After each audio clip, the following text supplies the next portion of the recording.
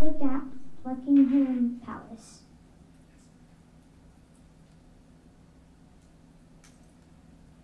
Character traits: hardworking, interesting, outgoing, responsible. Where is Elizabeth? Queen Elizabeth died on September 8th, 2022. Elizabeth is buried at St. George Chapel at Windsor Castle.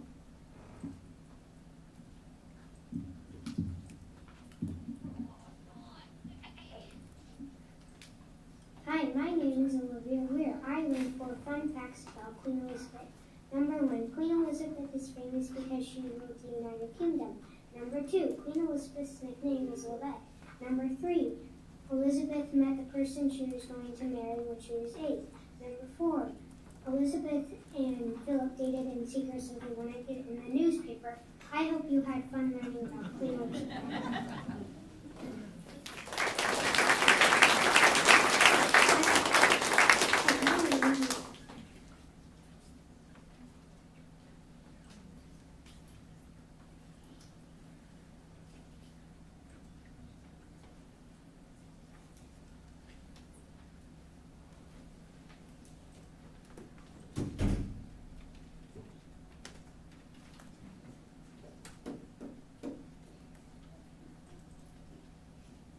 Benjamin Franklin go next.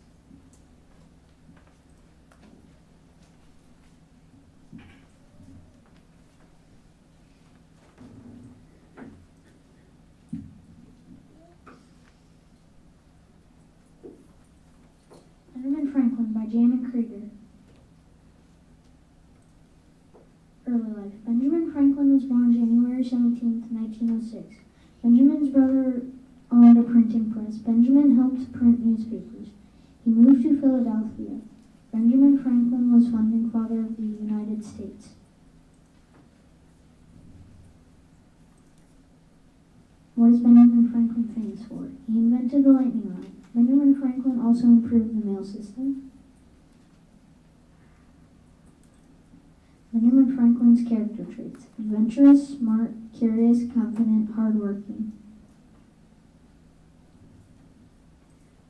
Benjamin Franklin's fun fact: he helped write the U.S. Constitution. He also helped make candles and soap when he was little.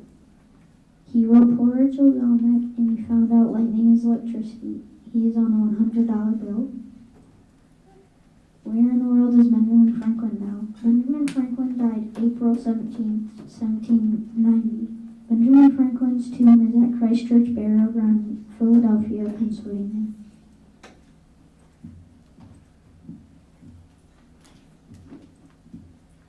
Hi, my name is Jamin Krieger. I researched Benjamin Franklin.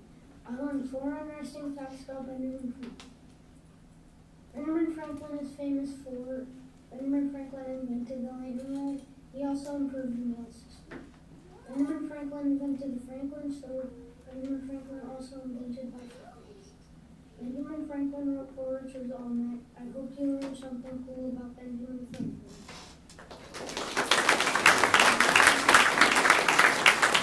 My name is Jamin Krieger. I researched Benjamin Franklin.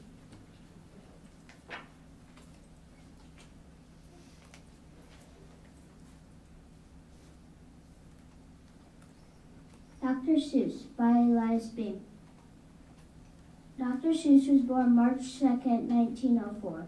Dr. Seuss graduated from high school in 1920. Dr. Seuss made money by drawing. Dr. Seuss wrote his first book in 1937. Dr. Seuss served in the U.S. Army during and after World War II. Dr. Seuss is famous for writing children's books. Kind, friendly, thoughtful, imaginative, active, smart, silly, fun-loving. Dr. Seuss's real name was Theodore Geisel. Dr. Seuss loved to read books. Theodore Geisel married Helen Palmer. Dr. Seuss wrote 44 books in his lifetime. He has a star at the Hollywood Walk of Fame. Dr. Seuss died September 24th, 1991. Dr. Seuss's ashes are in the Pacific Ocean.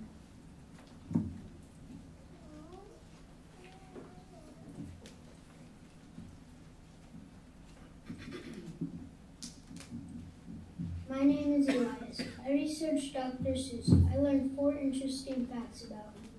First, Dr. Seuss is famous for writing children's books. Second, Dr. Seuss was born March 2nd, 1904.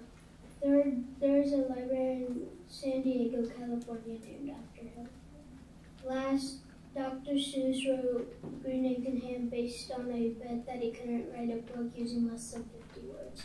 I hope you learned something about Dr. Seuss from this.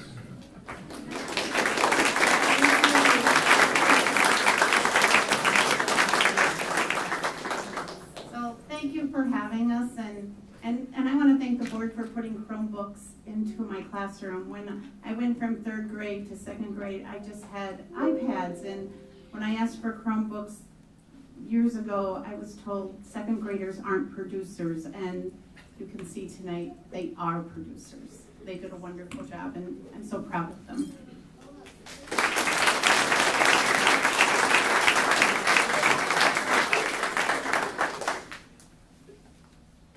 Thank you so much for being here. Do any of the board members have questions? I just wanted to compliment your amazing artwork. First of all, beautiful artwork. It's always the first thing that I notice. Jamin, great haircut, buddy. I hardly recognized you, so that's very cool. And Elias, I had no idea that Dr. Seuss had a star on the Hollywood Walk of Fame. So thank you. You all taught me something today. The reading skills are amazing. Like, I can't believe that was 2nd graders that were speaking. So, very good job on the presentation to all of you. Thank you. Thank you.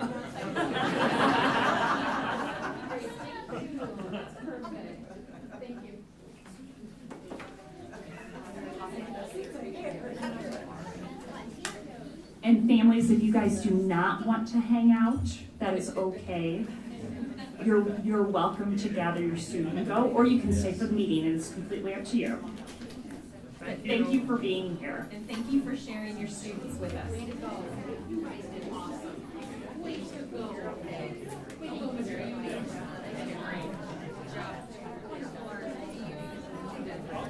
Of course, I don't really need anybody naked. Never.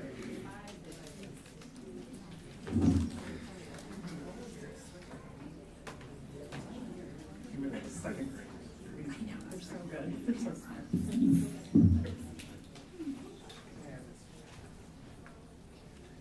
I'm going to apologize to Dr. Morse. Somehow we keep making you follow the really great acts. So I'm sorry for that. But that does bring us to 3.01 Superintendent's Report. Dr. Morris. I'm not sure you can follow something that amazing. I do want to open tonight. We learned today of a passing of one of our own team members.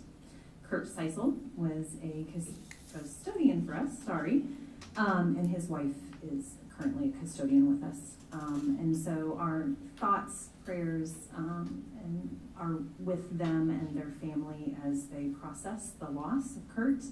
And thoughts are with our entire BCSD team. Many knew them both, and anytime there's news of this, it's just difficult to lose one of your own. So we just wanted their family to know they are in our thoughts, and we're here to support them in whatever way we can. Okay.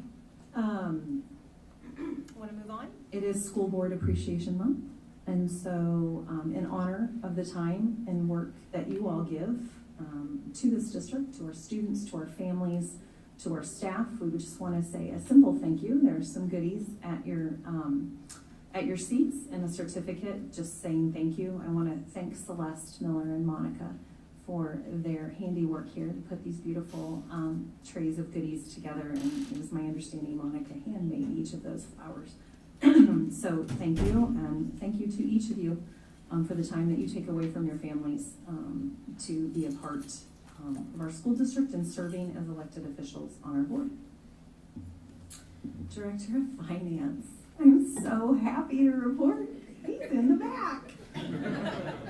And he hasn't run away since Monday. Mr. Bob Beckwith, would you please stand up?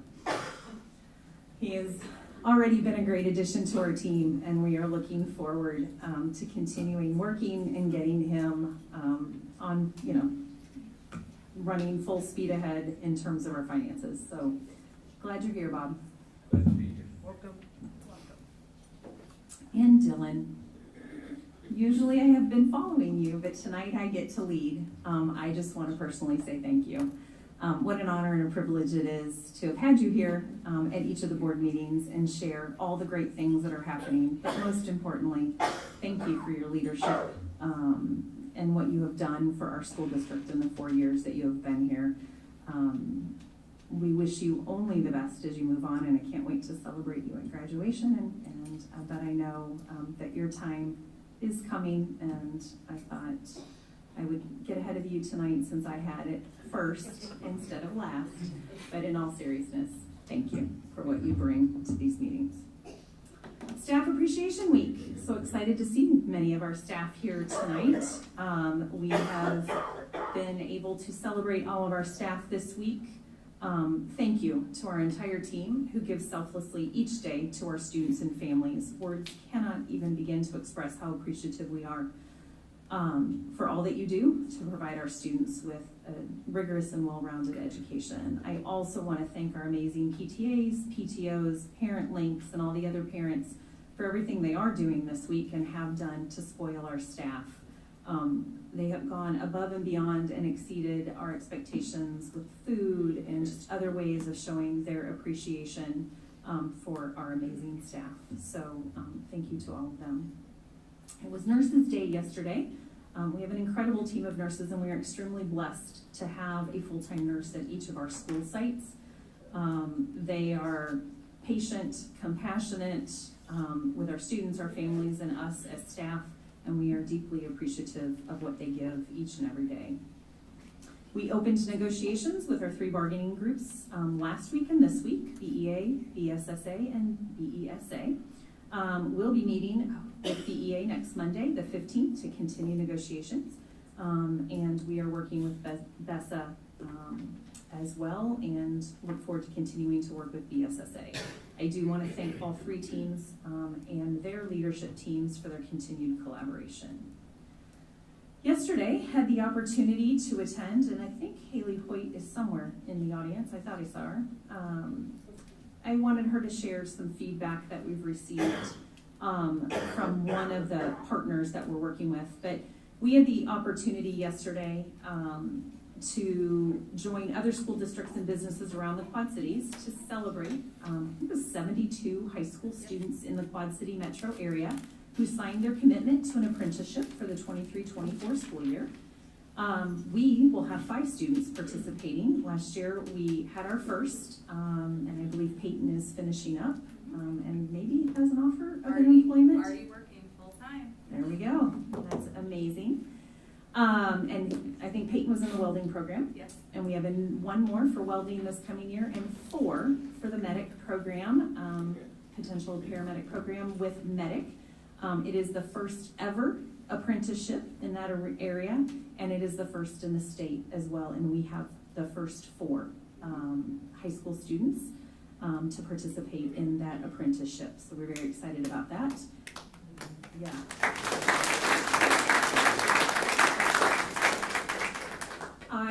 Before I turn it over to Haley really quick, I just want to commend Haley for her leadership and her passion in this work, as well as our high school team for making this such a priority and providing opportunities for students to get real world experience while learning.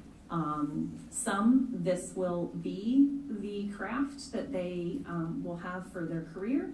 Others, this is a tremendous opportunity, like our CNA program, for them to gain skills and ways to earn income as they continue to pursue other areas such as nursing, potentially medical school, etc. So I'm excited, and we had the opportunity yesterday to witness Governor Reynolds signing into law SB 114, which was creating its own division, its own department for apprenticeships in our state. And she in her speech yesterday is very committed to seeing that these opportunities continue to grow.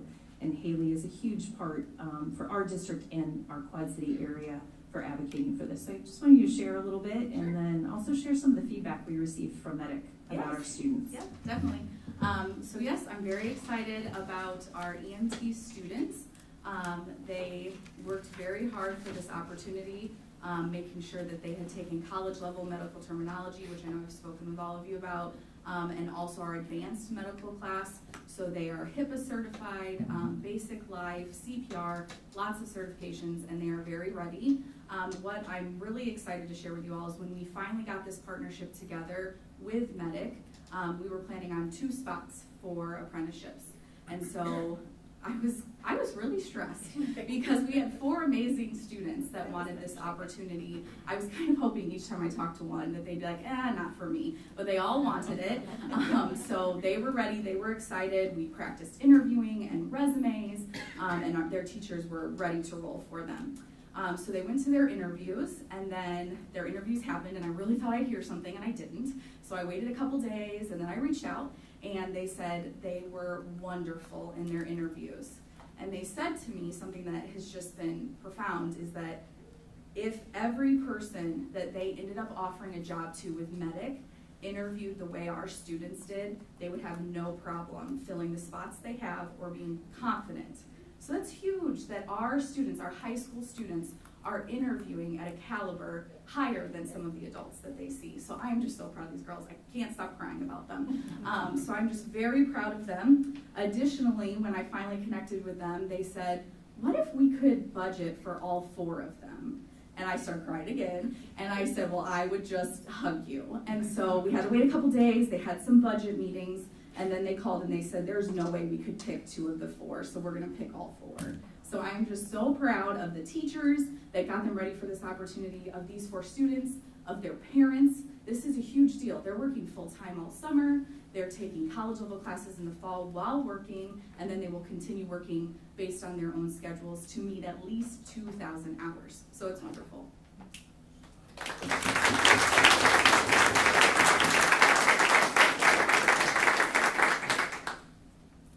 Questions for Haley? No, I just think that's amazing. It's an area that there's serious staffing problems in. And that's excited you're able to get that going, especially with the upcoming changes at Medic as it Yes. transitions to a government entity. So Yes, very thank you. excited for that. There's been some very significant staffing shortages in that area. So thank you very much. And it's evident that Medic is very excited because they put it all over their I social know. media today. So that was super exciting to Yes. see our students Yes. celebrated by them. So Yes, thank you. definitely. They are gonna be wonderful partners, this I know. Yep. Haley, thank you. I know you had to come back after a long day, but I just wanted you to share. And as I watched her yesterday in her zone and working the program last night, she was serious about those tears. I It did not stop flowing yesterday. So I think I cry every time I come talk to you guys. Sorry. Thank you all so much. Thank you. Okay, I'd like to say it's a short report tonight, but it's not, so hang in there with me. As we know, May is extremely busy, and no one knows that better than the high school team. And so last night, we had the opportunity and the privilege of honoring our seniors at the Bettendorf High School Senior Awards Night. I do want to give a huge shout out to Janelle Cowles, the VHS Student Services Secretary, for her time and all that she put in to coordinate the event. It was flawless last night.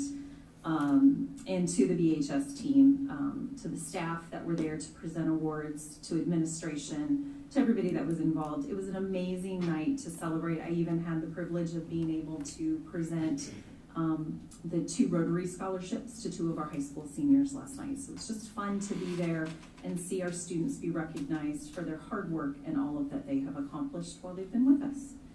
And then we finished the evening watching about 70 high school sophomores be inducted into National Honor Society. As if Haley's not busy enough with the future ready work that she does, she's also our National Honor Society sponsor advisor. Thank you. And the students selected Joe Rankin last night to give the speech for the ceremony. And I appreciate his humor and inspirational message to our students. It was great. So it was a fun evening, just celebrating all of our students from the apprenticeship to the senior awards to National Honor Society. Statewide Voluntary Preschool, our Director of Student Services, Karen Allison, who's unable to be with us, she's on her way to her niece's wedding, hosted a first evening event with our preschool partners, community preschool partners. They had a working meeting to look at the survey results around our Iowa quality preschool standards that families who attend our preschool programs complete. They were doing some work, doing some goal setting for next year, and one of the outcomes from that is they'll be doing lunch and learn sessions next year once a quarter to continue that collaboration and just learning together. Bettendorf Community Schools Foundation, I want to thank them for their continued support of our staff and students. So they recently awarded our high school a grant for the summer reading program for incoming 9th and 10th graders in the amount of $864.70. So these funds will enable our high school team and our librarian to purchase books that are on the required reading list for students so that access to the reading materials is not a barrier to getting the work done over the summer. And I know they've worked to collaborate with the library to have copies of those, but we'll also have copies in our library, but additional copies in the office for students to check out. So we didn't want anything to be a barrier to access those books. So we appreciate the foundation's continued support in that grant. Later this evening in the consent agenda, you'll be approving a grant and 2 donations. I first want to thank Kurt Pratt, our Director of Operations, for taking the time out of his busy work life and his efforts to write for a state entry-level bus driver training program grant. We were awarded $10,000, and this money will help us, from the Iowa Workforce Development, help assist in training new bus drivers. And through some creativity, due to some of our bus driver shortages in the area, we have our first 2 employees who are training to get their CDL and become bus drivers for us, but are also paras for us in the district. So they're going to work part-time as paras, and they're going to drive buses. And through a lot of just collaboration and brainstorming with BESA and BSSA, our Director of Operations, and our HR team, we've been able, we have para shortages and we have bus driver shortages, and so being creative in how we staff those. And now we have some funding to help offset the training. I also want to thank the Cranwinkles for their generous donation to our high school girls soccer team. You'll approve a $500 donation later, and thank Jimmy Casas for his generous donation to help offset the dinner and other expenses for our Students First banquet that was held almost a couple weeks ago. So that's part of that. But then I was asked by a couple on our board just to kind of provide an update of where we are with the branding and mascot work and some of the the timeline of how we arrived at where we are today. I want to give an incredible shout out to Celeste Miller, our Director of Communications, who helped me put these notes, really put the notes together tonight, but did not want to speak, and who has done a lot of the lifting around this work and her passion for our district. So as we think about branding and mascot work, when you think about branding, basically what you're thinking about is defining a unique brand, right? That can help us differentiate ourselves, build our reputation, and create a sense of community. And so we started our work on evaluating our district's brand with a discussion about our Bett graphic, which led to really an interesting history lesson that Celeste put in our community newsletter last June, our last one for the year. And the many different bulldog designs that have been used over the years, and I think those have been showing up on social media recently, people sharing. I can remember a specific post by Kathleen Van Horn, one of our para-educators at the middle school, showing some of her bulldog designs when she was in school in the district. And our elementary mascots changing. Most school districts do have a branding guide that defines their graphics and their use, as well as a custom designed mascot. Districts in the state of Iowa that have branding guides and have gone through this branding mascot work, just to name a few, Ames, Linn-Mar, Pella, West Des Moines, the Des Moines School District, Burlington, Marion, Indianola, Woodbine are just a few to name that have engaged in this work. To meet the current standards of our peers, we would need to evaluate our brand, the graphics we use, and develop our brand consistency in our districts. So we started this process last school year with a discussion of branding and identity with various stakeholders. And it also tied into our discussion as we opened this school year around website and the need to update the website. Stakeholders included students, parents, staff, community members, and a public survey. We learned about the strength of the Bett graphic and the desire to have a Bulldog graphic that is unique to our district rather than a commonly used clip art, for example. This fall, there was a survey that went out around the district graphics qualities. What would people be looking for in our Bulldog? What type of, or in any graphic for the district? What resonated from that feedback was pride, community, excellence, and strength. Sorry, our current graphics, my apologies. What people said about the qualities of our current graphics, that they exude pride, community, excellence, and strength. And then in a new Bulldog design, as we worked with stakeholders, they wanted to see a design that represented strength, competitiveness, uniqueness to Bett, and likability. And then our elementary families and students, 75% of them reported they would like to keep their own individual mascots. So as we worked with our high school booster group, they would love to see the district have one, but so we felt it was important to get the feedback from our elementary counterparts, and resoundingly, 75% said they would like to keep their own school individual mascots. So we learned from our high school students that they valued confidence, intelligence, assertiveness, likability, fierceness, and they did not like the tongue of the current Bulldog. Elementary, middle school, and high school, or elementary and middle school students, they valued kindness, respectfulness, intelligence. They wanted it to be brave and fierce, but friendly and strong. And I think I had mentioned that in an earlier report at one point in time, and commenting that you can see evidence of our PBIS work throughout the district in terms of how we want to treat others and be treated. So we developed a standard guide for this school year with the graphics using the current standard mascots so that we could start having consistency across our district and unity for the Bett graphic for all schools.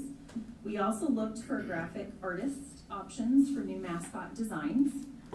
In our survey, we did ask, and we were hoping to get interest from someone, either an alum, a staff member, or someone in our community who might be interested in helping us develop the designs for our new mascots, and asked them to either submit artwork for consideration or to reach out to Celeste.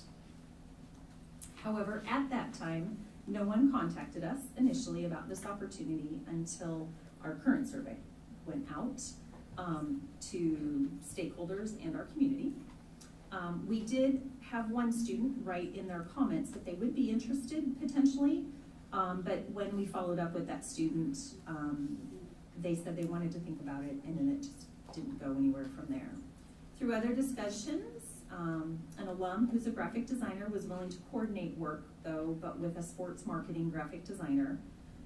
We have a parent who is a graphic designer offered to be considered and sent a concept, and through contact with the Iowa School Public Relations Association, which is a group that Celeste is like her job-alike group, she acquired names and recommendations for the two branding design companies used most frequently by Iowa schools. So we followed up with the companies, and that is how the Rickabaugh graphics was selected. They had a broader clientele, they had more marks to use in their graphic design concepts, and they were more financially economical than the other firms that were recommended. We worked with Rickabaugh Designs. They took our feedback from the survey and focus groups and developed 6 initial design concepts that were shared with students, staff, parents, and the community focus groups for feedback. And then those designs were narrowed down to the 3 designs, or concepts, that were shared out with our stakeholders in the most recent survey. We had a nice turnout of results. We had over almost 1,100 responses, so 1,079 responses with the concept. The 3rd concept, Bulldog and Typeface, being selected the most often. 16% of the people who responded to the survey indicated they were not a fan of the proposed graphics, or they indicated they wanted to keep the currently used flip art graphic in place. So as I said, concept 3 at the moment, in terms of the current survey, was selected the most, at 407, with concept 1 selected by 404 respondents. So very close between concept 1 and concept 3. The bulldog, so if you remember in the survey, there were the 3 bulldog heads that were asked to be responded to. Number 3 was selected the most, and by 478, and concept 1 by 373. And then the typeface, or the font that was selected, that was more the cursive font, typeface 3, I believe was the number, was the one that was selected the most frequently. And high school students, though, preferred the typeface number 1 over the other fonts. So it was interesting. Through some feedback on the survey, we learned that there was an individual from the class of 2004 that offered to develop a graphic for consideration, and it's my understanding it has been on social media. Some of the initial concept work that has been done by Riley. And so as we look to some of this, what could our potential next steps be? Potentially resurvey based on additional design concepts and feedback with some additional questions, potentially looking at a question around, should we keep the current art design that we have, find a better design, and evaluate feedback, with the ultimate goal to develop a defined, unique brand that can help our school district differentiate itself, build its reputation, and create a sense of community.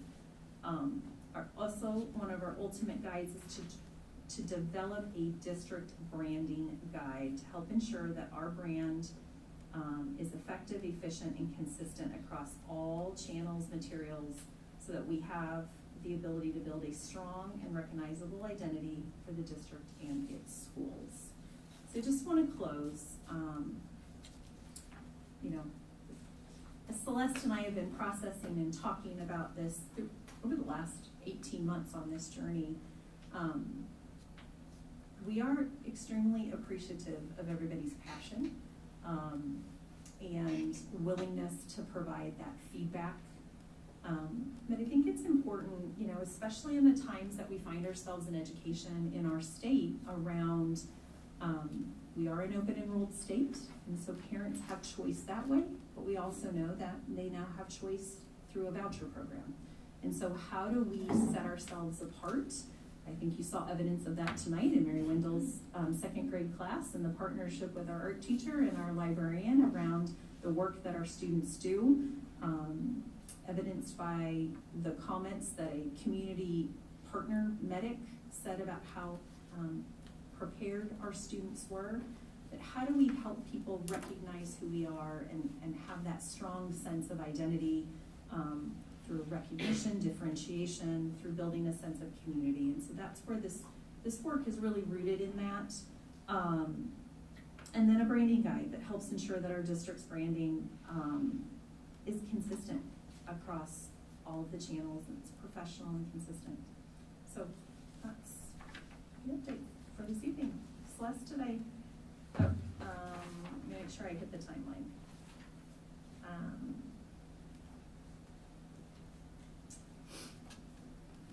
Did I hit everything? Okay, all right, thank you, Dr. Morris. Dr. Morse, I have a question. Yes. Just in your last sentence, when you said we want a branding guide that is consistent, what does that mean? So, when you develop a branding guide, it will outline like the colors that we'll use, that we have consistency in the bold and consistency in the black that we use. I'm learning a lot through this process. There's numbers of the colors, but also consistency in the graphics that are used, consistency in the font types that are used, how we use them, where we use them, what that looks like. What am I missing, Celeste? Or did I hit the key points? Okay, thank you. So I mean, just for clarification on mine, so like if this, the basketball team wants to have their, basketball pride, they have they want to create their own bulldog, like with the basketball jersey and shorts and this stance. And the wrestling team wants to create theirs with a bulldog in a singlet. Can they do that? With a branding guide, no. They would use the same bulldog, but we could work with them to identify that this is basketball versus softball versus football. And even in working with the boosters, unless my memory is failing, as we worked with them and got feedback from them, they were very much in support of having a branding guide and having consistency in the graphics being used. So that was the athletic boosters, They fine arts, were- or both? At the time when we worked, this was last year, Fine Arts was not reconstituted as it is now. But, I mean, we've done focus groups with SIAC, with PEC, our Parent Executive Council, boosters, high school students, middle school students, elementary students. I think you remember I shared in one superintendent's report, our high school students and our middle school students came together here in the library and facilitated focus groups with our elementary students to get feedback as well, and through the different surveys. And Paul, part of that reason is when the basketball team and when the wrestling team go out representing our school among other districts, that there's a clear vision of what Bulldog represents Bettendorf and Bettendorf High School, that it's not a different Bulldog graphic. I mean, boosters also gave us feedback, they would love to see us have one mascot for the entire district, like some of our neighboring districts and other districts do across the state. So, I just want to throw in a comment based on what you said, Celeste. Whenever our teams traveled, and they're excellent, they know who we are, and they know what we come from, and they know what we stand for, and they know where we've been. So there's no trouble, there's been no trouble how excellent Bettendorf has been. So we don't have to separate ourselves from everybody, because everybody knows who we are and what we represent. And I do think I'll add a comment too. The importance of us actually owning our brand is huge. And we don't own any of the Bulldogs that are currently being used. So that is something that we need to consider and how it's used, even on social media and things. There's it show up somewhere we certainly don't want it or conveying a message. We don't Yeah, want. there's definitely already instances of that on social media, people using our branding, it's not ours, but using the Bulldog, using what the Bett as their social media pages, and then representing a mentality that is certainly not representative of our community as a collective whole. So having the ability to move forward with something that we own would be very valuable for the district, not monetarily. Any other questions? All right, moving on to 3.02, board shared communication. Let's start with Director Lynch, please. Well, the first thing I can share is that I just got back literally an hour before the meeting started from getting to hear 4 of our students playing in the All Iowa 8th grade honors band. They sounded great.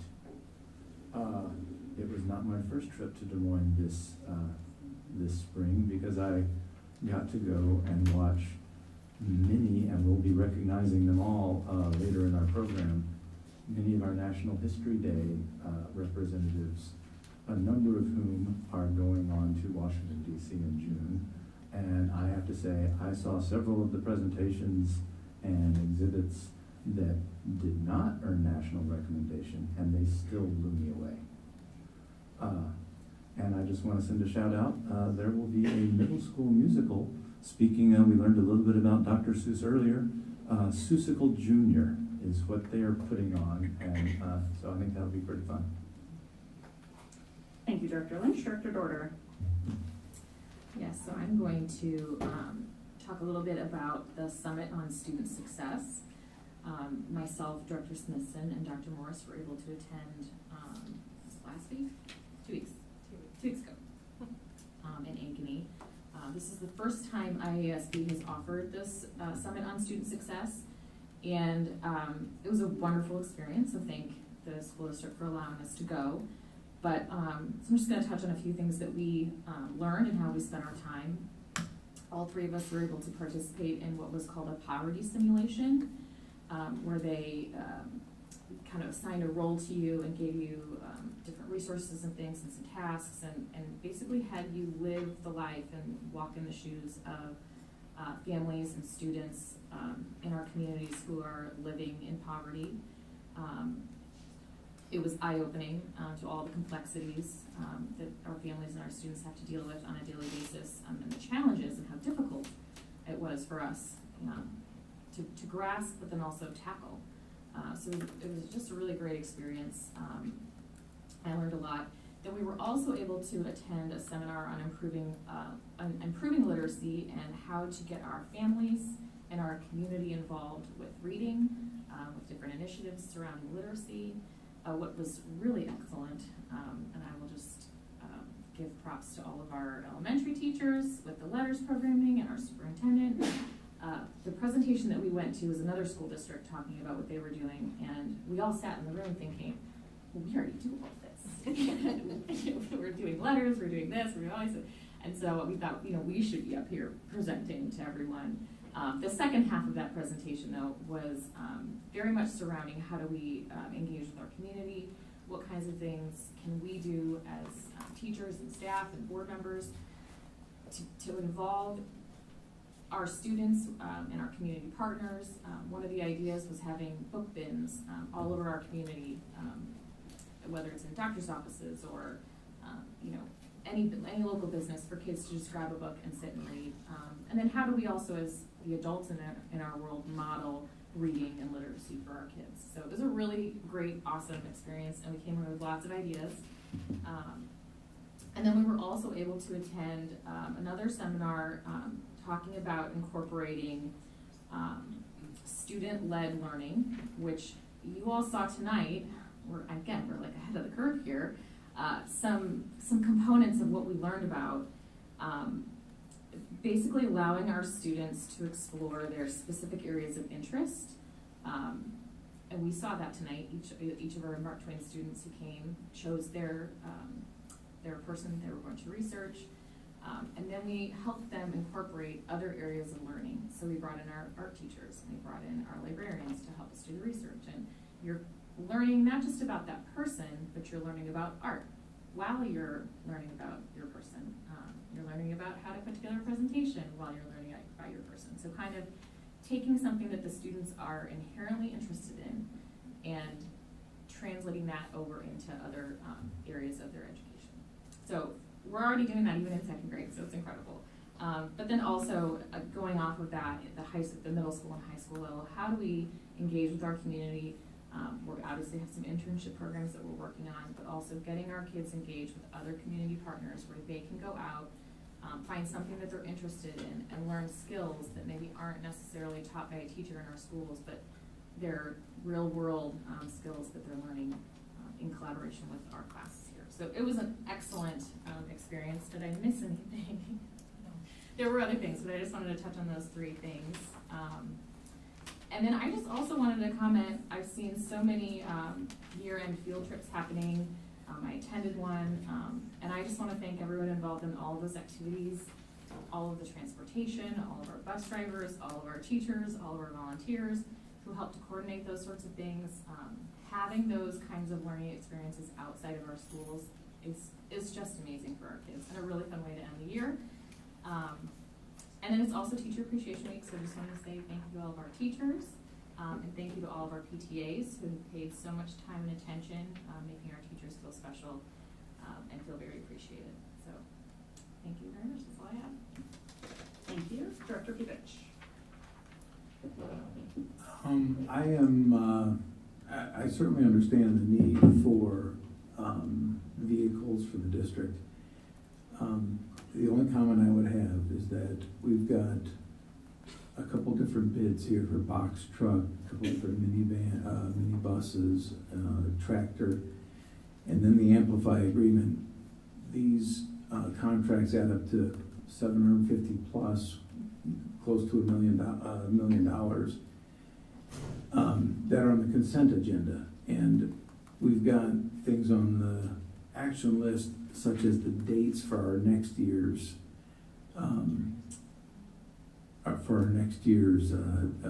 school board meetings that we're going to talk about and discuss.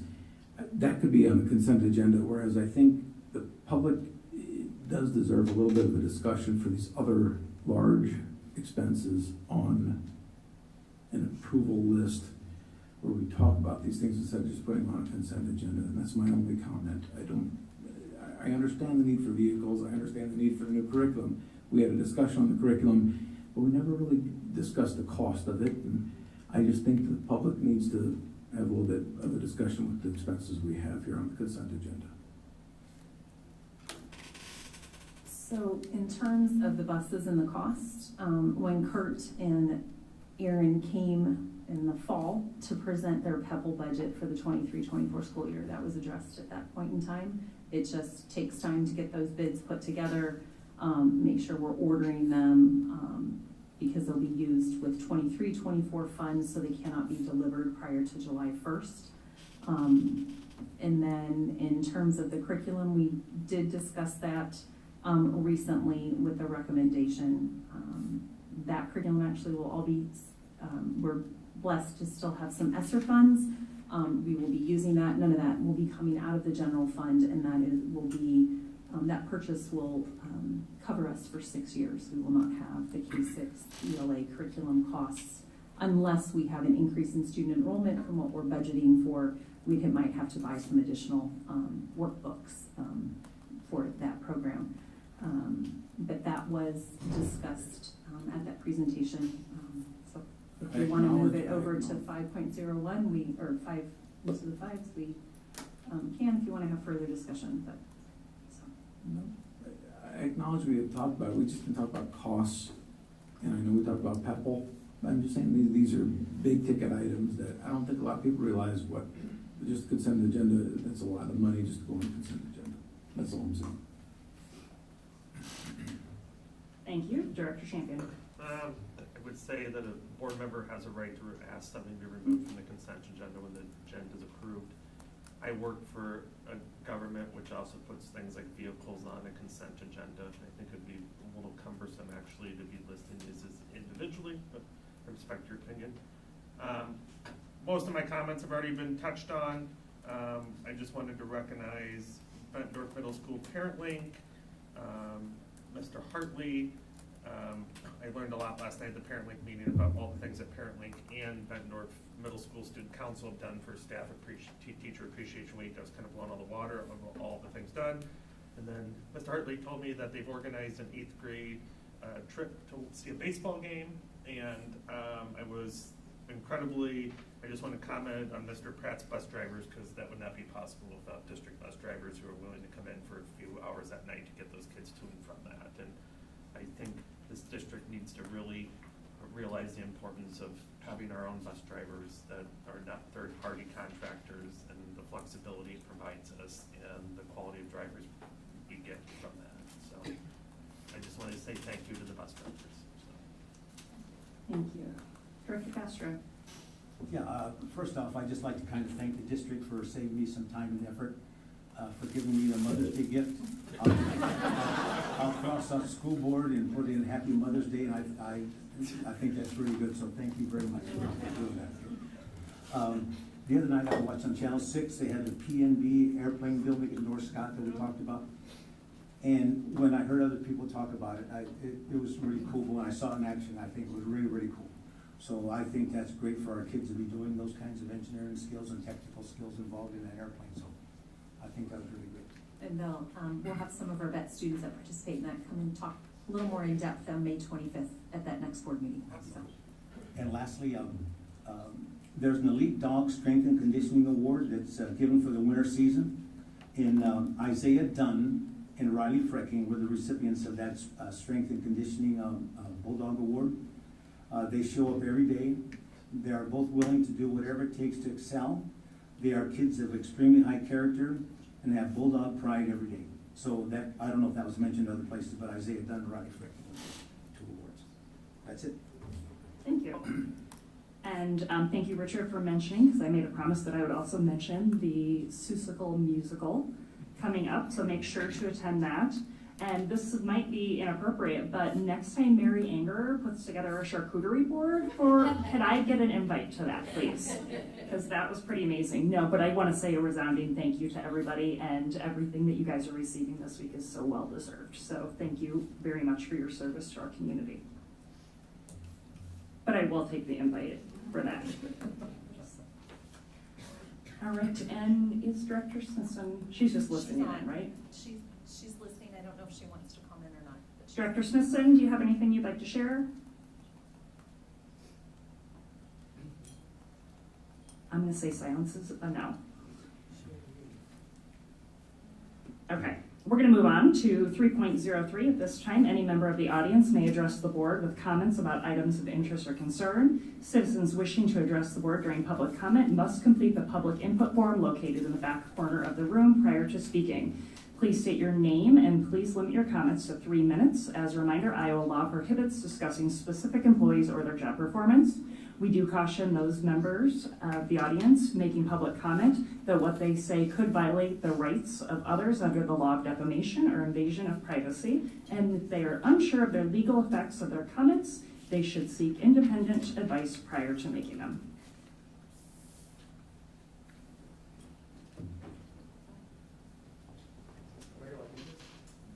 I'll take it. Sorry, first meeting.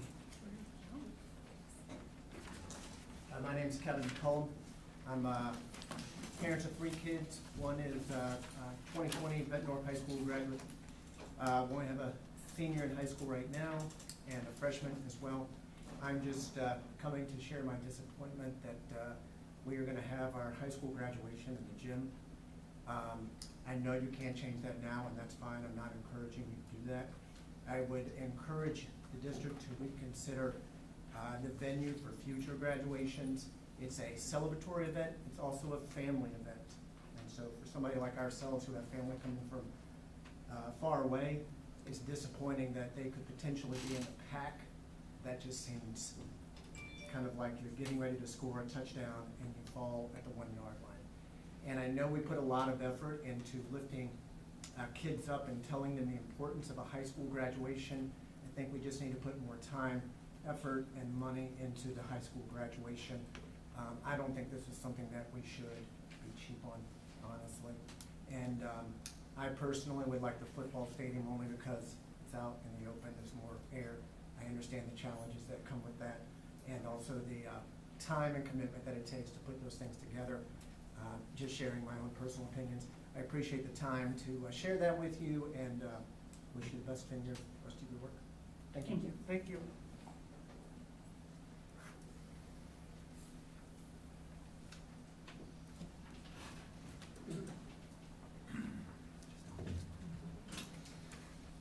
Good evening, I'm Christy Owens, 2923 Cambridge Drive, Bettendorf, Hoover District.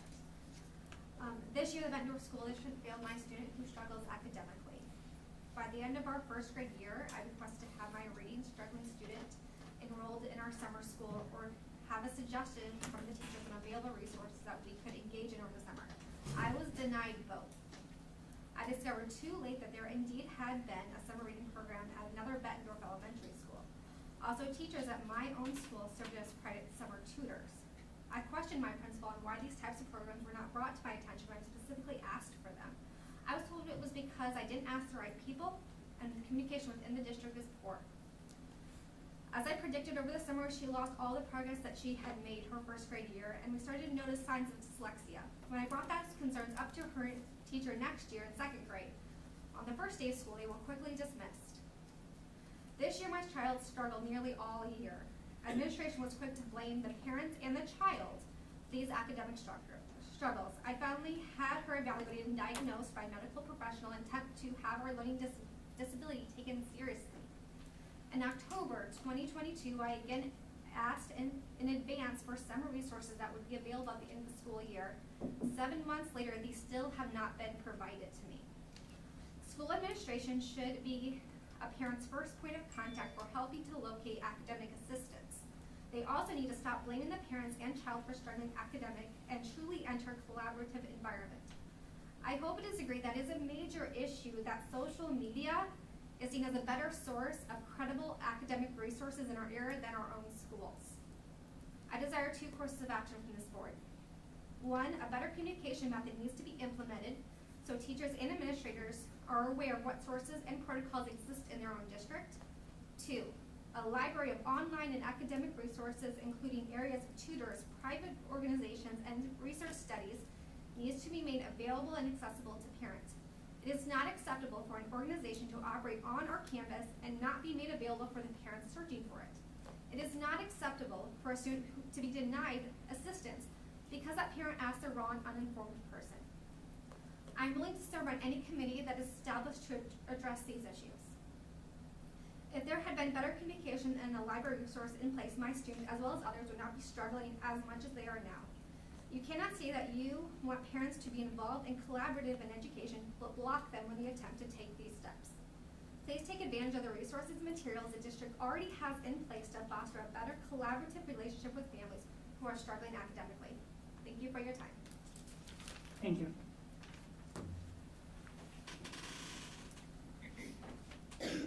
Anyone else who'd like to come forward? Now is the time. Okay, moving on to 3.04, BEA report. Everything like moved over here this time. All right, good evening. It's been a busy few weeks. May 3rd, we held our bi-yearly dinner at Happy Joe's, which was the highest attended Happy Joe's night, which was really neat to see all of our members and their families. It was just fun to be all together. May 4th, we began negotiations, and we're looking forward to getting back to the table. Last night, I had the privilege of presenting on behalf of the BEA a scholarship in amount of $1,000 to Victoria Niece. Our organization has held meetings as we prepare for the end of the year and to look to elect association representatives and add committee chairs as our organization is growing. We also want to thank each and every teacher here at BCSD. Seriously, here at Bett North, we have the most amazing teachers and nurses, as we recognize that they're being honored this week as well. While it's Teacher Appreciation Week this week, know that each of you are appreciated every single day. The love, dedication, and ability to inspire those you interact with is noticed daily by many. In honor of Teacher Appreciation Week, I'm going to ask all of us to pause and reflect. But first, I'd like to share a quick story that's incredibly near and dear to my heart and deeply personal. We are not teachers just because. We're teachers because at one point in our lives, we were inspired to be one.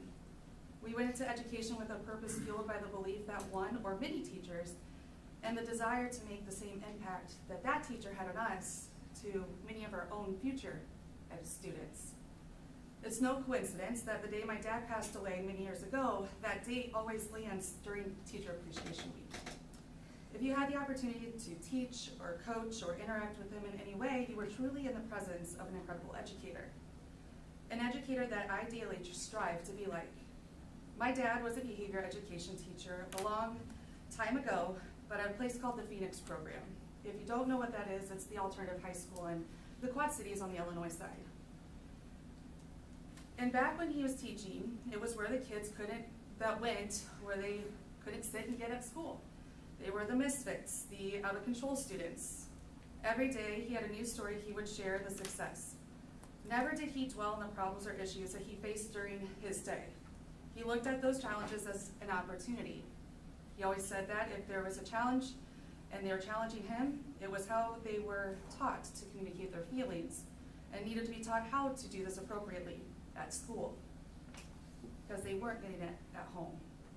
If they were challenging him, it was because they weren't given the strategies to make sense of the information that was being taught to them. They weren't taught really to learn. If they were challenged and challenging him again, they were sent messages time and time again that they will never learn and they are unteachable and haven't been in a space where learning style was accepted and practiced. Students were challenging because they didn't have someone who believed in them, and he was determined to ensure they left each day knowing that they are loved, they are capable, and they are valued. In fact, he recognized a student was unable to retain information if his hands were busy. So at this time, and while he was teaching, a shelf was built Learning happened and the student passed. That shelf is now found in my daughter's room. Hundreds of students passed through his classes and many successes were found within the walls of the classroom. On the day of my dad's visitation, as his death was sudden, those kids who were in his room and the 300 students that had went through them showed up. The misfits, the uncontrollables. They filled the funeral home to share with our family the impact my dad, a teacher, one person, had on their lives. And for the students that weren't able to attend, we had a novel-like book presented to us. One person, one teacher changed the trajectory of many lives for the better. My dad, he's the reason I'm a teacher and standing here now. He is the reason that I do my very best to advocate for teachers and students alike. So in this moment, as cheesy as it may be, I want each of you to think of that one teacher, or many, that made a lasting impact on you, and think of why that teacher has stuck with you all these years. I'm not gonna be super cheesy, but I'll give you guys about 30 seconds, but really think about that teacher that made an incredible impact on you.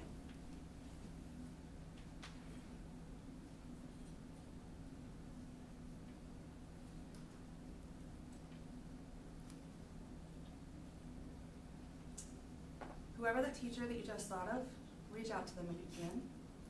Tell them the lasting impact that they made on you. That's true appreciation.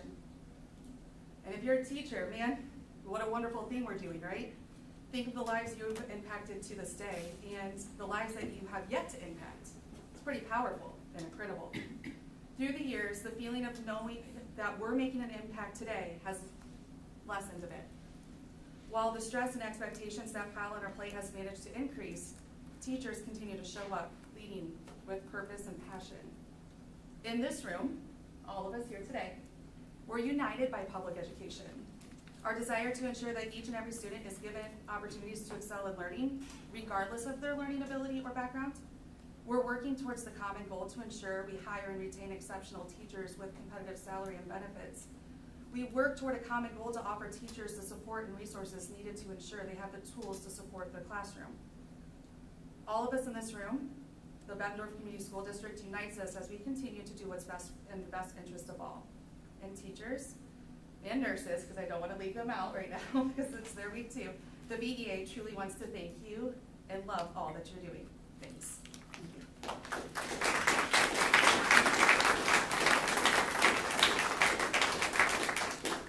Brings us 3.05, Bessa.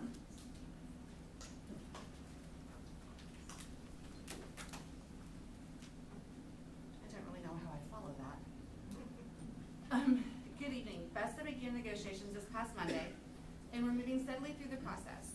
We appreciate Bob ending his very first day at BCSD with a meeting with our team and all the additional pairs and secretaries who attended the public opener. Also, a huge thank you to those who did attend to find out more about the process. We appreciated your support. We are hopeful that we'll reach, my laptop just died. We're hopeful that we'll reach a mutually beneficial, fair, and equitable agreement soon. Our paraeducators and secretaries are an integral part of the framework of each and every building that we serve. Our hope is that we will reach an agreement that will increase the benefit and value these team members bring to the district, as well as increase the compensation and benefits they currently receive relative to the education experience they bring to those positions, with both sides of the table leaving the process feeling very positive about the agreement that we reached. We will postpone our final meeting of the year pending the vote and ratification of our contract for the 23-24 school year. Members should keep their eyes out for an email regarding voting on our contract hopefully very soon. May is an incredibly busy time district-wide, as you've heard tonight.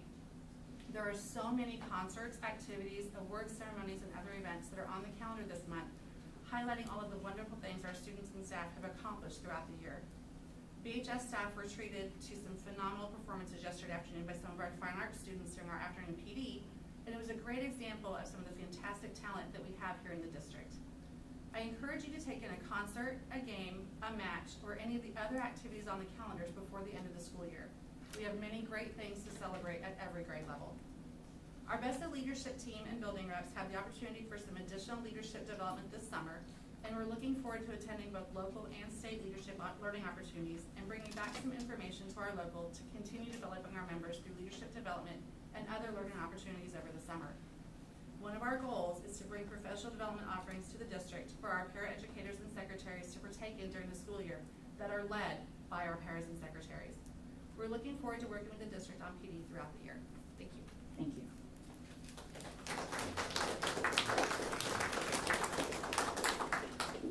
Brings us to 3.06. We have a BSSA representative. Moving right along, 3.07. Dylan, welcome. Thought I had one more report. Dylan, the local celebrity student of the week. Okay, good evening. Is this on? Is that working? Just use your outside voice. Okay. So this will be my final report as student board representative. So I tried to put a lot of little shout outs in here, so sorry if it's a little bit longer. And I apologize I'm not dressed up. I came straight from work. You're fine, don't worry. So I'd like to start off the presentation by welcoming the Bett High School Student Council of 2023-2024 school year. So that is next year. We had the elections and interviews, all of that went down, and then we got these final numbers. Congrats to everybody who made it in. Congrats to the president and president-elect that we're going to be having this year. I really hope that Student Council has as much of an impact on their lives as it had on mine. So congratulations to everybody who made it in. If you know any of those students, congratulate them because it is a very nerve-wracking time to try to go through all of this to be a student leader. Secondly, I'd like to welcome the new 2023-2024 advisors, Mrs. Zimmerman and Miss Fank, both on the right side of that picture. Will be joining Miss Mahoney, our existing advisor, Miss Mahoney, next year. Miss Zimmerman actually had a student her own student went through student council. She's been always supportive. She's my advisory teacher. I know her very well, and I'm very confident that student council is in the best of hands next year and will continue to do all the great things that we do for our school. A little bit of a synopsis for prom. Prom went very well. Over 400 in attendance with no issues. Decorations were simple yet classy. After prom went very well. Thank you to everybody that donated and to make Cup 8 possible. And then it was really a big hit at the Bettplex. The seniors would also like to thank everybody who supported our fundraisers the last 4 years, everything from our first bake sale until Makers Market, all the things that we hosted, because all that money went into getting the prom, or getting the venue, decorations, etc. And we're very proud of how this went. Please continue to support future classes. I'm going to talk about some fundraisers coming up. Just help support their proms like all of you have helped support ours. Special thank you to the BHS admin, security team, and teachers who were at prom. Wouldn't have been possible without those individuals. Just some upcoming student council events. We got our old new banquet, which will be kind of the goodbye seniors, welcome freshmen next Tuesday. I encourage you to stop by if you can. The Tyler Hurt Ping Pong Tournament hosted by the sophomore class will be May 17th. That's a Wednesday after school. May 15th through the 19th is Community Service Week. I'll show an advertisement for that in a second. Basically, students have the option to volunteer during their pride time to help the community out. May 20th will be Makers Market, and that's a food truck event. That's planned by our junior, sophomore class and Hunger Drive Prep Committee. So there's going to be a lot of great things going on there, and I believe that advertisement is shared across social media. May 21st will be the sophomore class car wash. That's going to be here at BHS on a donation basis to help get their free prom for their students. And then May 28th will be graduation at 1 o'clock. And then I don't know if many of you are aware, not May 1st through the 31st, so all month we've been doing Race to the Restaurants. That's the junior class has been having a lot of different restaurants that are working with us. Basically, we get a portion of the profits for the night if you show a little logo. If we go to the next page, that advertisement right there, there's a little link. That's where it's updated weekly. This week it was Peach Wave and Cold Stone. And then next week, I'm not sure what it is next week, but that will be updated soon. And then like I said, there's Community Service Week. On Monday, we're doing chalk messages for students. Tuesday's friendship bracelets. Thursday and Friday, we're doing tie blankets. So all of that, those will be donated.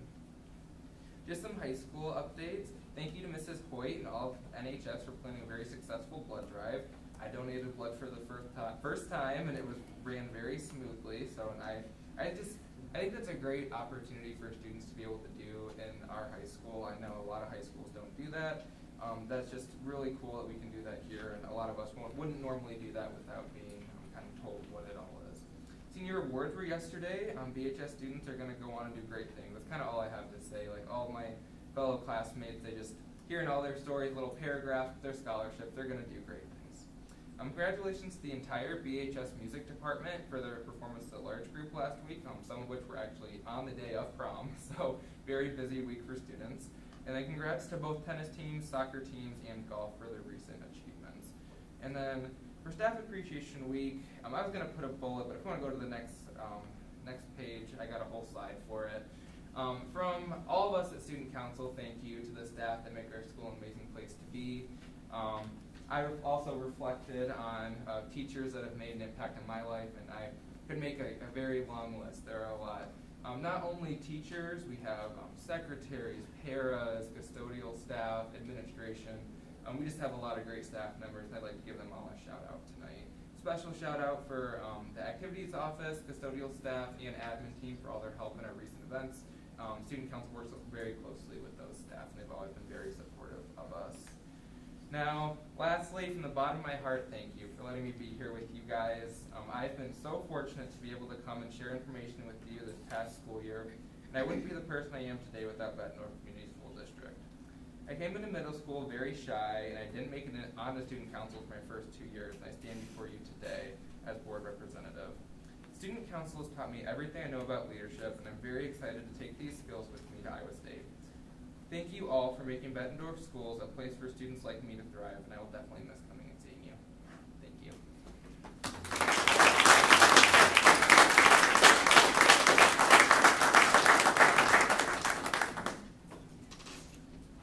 You're welcome for not following that. I know. Dylan, thank you. It's been an absolute joy having you here. 3.08. Thank you. I was going to direct it over to you. Continuing on with great things at the high school, congratulations to Bettendorf High School Jazz 1 for receiving a Division I superior rating at the Iowa High School Music Association State Jazz Festival. A Division I superior is the highest award rating. So, more amazing work by our students and staff. Thank you. 3.09. Sorry, Joanna, you got a really long one. Everyone buckle up. I would like to recognize the Bettendorf students who placed at the State National History Day competition. Congratulations to the 33 students listed below who competed in the State of Iowa National History Day contest at the Iowa Event Center in Des Moines on Monday, April 24th, and especially the Bettendorf Middle School students who qualified for the national competition in Washington, D.C. from June 12th to June 15th of this summer. Thank you to Emily Pendleton, Deb Temperley, Kelly Turner, Caitlin Burke, Sue Owen, Connie Jeschke, Kim Dower, Molly Matola, and Deb Crawford for guiding our students on their projects and the National History Day competitions. I'm going to go ahead and read the names, and I'll read the titles. I'm just going to do it all, guys. Sorry. The junior group exhibit national qualifier would be Hadley Apple, Addison Wolfel, Kaylin Stiles Pena in 8th grade. Their presentation was titled The APGAR Score, Advancing the Frontier of Neonatal Medicine. Another national qualifier, Kaylee Husser, Gabrielle Weichman, both in 8th grade. Their title was Margaret Sanger's Planned Parenthood, A Frontier in Women's Healthcare. And a state finalist, Sky Junworth, Addison Faust, both in 8th grade. And their presentation was Claire Barton, founder of the American Red Cross Opens Humanitarian Frontiers. In the junior individual documentary grouping, we have a national qualifier, Lucy Wolf, in 8th grade. Her title is The Burning River, How the Cuyahoga River Fires Fueled the Creation of the Environmental Protection Agency and Advanced the Frontier of Environmental Justice. Our students are so smart. It's a mouthful. And our national alternate is Shika Matwani in 8th grade. Title is Lights Out, Revolutionizing Consumerism Through Planned Obsolescence. State qualifier, Caitlin Kingma in 6th grade. Fat Man and Little Boy, The Nuclear Warfare Frontier. Our junior individual exhibit, national qualifier, is Jackson Neighbor in 7th grade. The Wright Flyer, How Two Brothers Turned the Sky into a Frontier of Human Enterprise. And we have state finalist Ada Walsh in 8th grade. Edward Curtis, How One Artist's Controversial Photographs Preserved the Native American Culture. Another state qualifier, Hadley James, 7th grade. The title is The Mayflower Compact, The Maiden Voyage of Self-Government in Colonial America. And our junior individual website qualifiers, the national qualifier and special state award for Iowa history, Stephen Schwartz in 8th grade.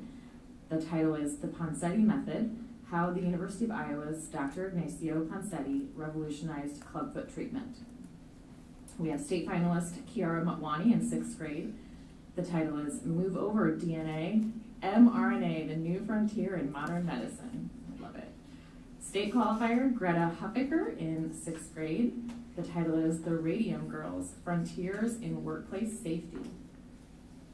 And then moving on to our junior group website, state qualifier Isaac McDermott, Haley Agasta, Cameron Howard. Their title is The Navajo Code Talkers, How a Tribe's Unwritten Language Transformed Secret Communications on the Battlefield. Another state qualifier, Nora Burns, Kenley Jager in 7th grade. Their title was Making a Way for the Blind, the Seeing Eye. Another state qualifier, Sophia Lynch and Eleanor Haberman in 8th grade. Their title, Mary Shelley's Monster, the Genesis of Science Fiction. Moving on to our junior historical paper qualifiers. National qualifier, Truman Brooks in 8th grade. His title is Los Alamos, the Manhattan Project's Secret City and the Origin of the World's First Atomic Bomb. And the national alternate, Preston Eistad in 8th grade. The title, James K. Polk and the Manifest Destiny, Expanding America's Frontiers to Resurrect Slavery. And our last state qualifier in the junior historical paper is Audrey Winkler in 6th grade. The title, Dolly the Sheep, Controversy over the First Cloned Mammal. Our junior individual performance state qualifier, Anna Fiedler in 8th grade. Her title, Suzanne Speak, Righteous Among the Nations, How a Belgian Socialite Refused to Sit Idle. And in our junior group performance, state finalist, Luna Kraus and Olivia McGivern. The title, The Harvey Girls, Western Frontier Women Who Made Hospitality a Reality. And our other state qualifier, Lila Rashi and Ella Ripslinger. Their title, Undercover on Blackwell's Island, How Nellie Bly Led the Frontier of Investigative Journalism. And our last group, our senior group exhibit, state qualifier, Logan Russell and Matthew Gardner in 10th grade. Their title, The Transcontinental Railroad, A Frontier in Logistics and Economic Advancement. Congratulations, everyone. Thank you. That brings us to 3.10. Director Lynch. Thank you. Just a quick note on 3.09. As you might have guessed from many of these titles, the theme was Frontiers in History. As you can see right here. And I learned that national alternate Ishika Matwani has been notified that she is now a national qualifier and will be going to DC. So we have one more student on their way to DC that I know of, maybe more. That brings us to 310. Il me fait grand plaisir d'annoncer que 4 étudiantes de Bettendorf High School ont gagné au grand concours. That is to say, that I'm very proud to announce that 4 Bettendorf High Schools have earned honors for high achievement in the Grand Concours, the National French Contest. Destiny Borland placed 3rd, Piper Fredrickson placed 2nd, and McKenna Miller placed 1st in the level 2E, and Baxter Schott placed 1st in level 3E. A number of other Bettendorf students placed in the top 20, and congratulations to them all. Little did I know I picked the right board director for that one. Thank you for that. That brings us to 3.11. Director Castro. Felicitaciones a Jack Riley por ganar el primer lugar en el campeonato del MAC. Congratulations, Jack Riley, for finishing in 1st place and 3rd place at the MAC Championship, and to the team for finishing in 2nd place, read to you by a phonics-trained reader. Well, between that and the Mother's Day thing, I'm not gonna. You're winning tonight. You're winning tonight. Thank you, Director Castro. Felicitaciones. Now I feel bad. Director Peavage. Peevich, go ahead, sir. 3.12. I'm not gonna give you that in Serbian. Congratulations to the Bettendorf High School Music Department for an excellent showing at Iowa High School Music Association's large group festival over the weekend. The ratings were as follows. In the wind ensemble, Division I, Superior. The symphonic band got Division II, Excellent. The concert choir, Division I, Superior. The treble choir, Division II, Excellent. Both the choral and Bett singers got Division III, Good. Both the chamber orchestra and full orchestra got Division I, Superior, and the string orchestra got Division II, Excellent. Thank you very much. That brings us to 4.01. Do I have a motion? I'll make a motion to approve the consent agenda as presented. And a second, please. I will second that. Thank you. Roll call. Director Champion? Yes. Director Dorder? Yes. Director Eastman? Yes. Director Lynch? Yes. Director Peevich? Yes. Director Smithson? She is on. Let me see if she texts instead. Oh, she just unmuted. Director Smithson? I wonder if the volume's not up. Speakers Hold on. unmuted on the computer. There's an odd delay when you do that. It is unmuted, but.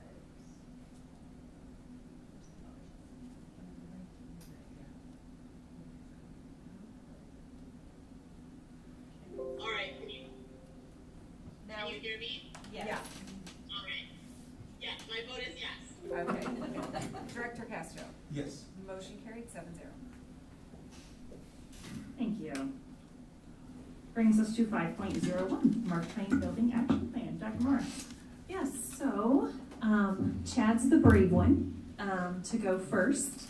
We've been talking with you that we wanted our schools to come in and share some updates.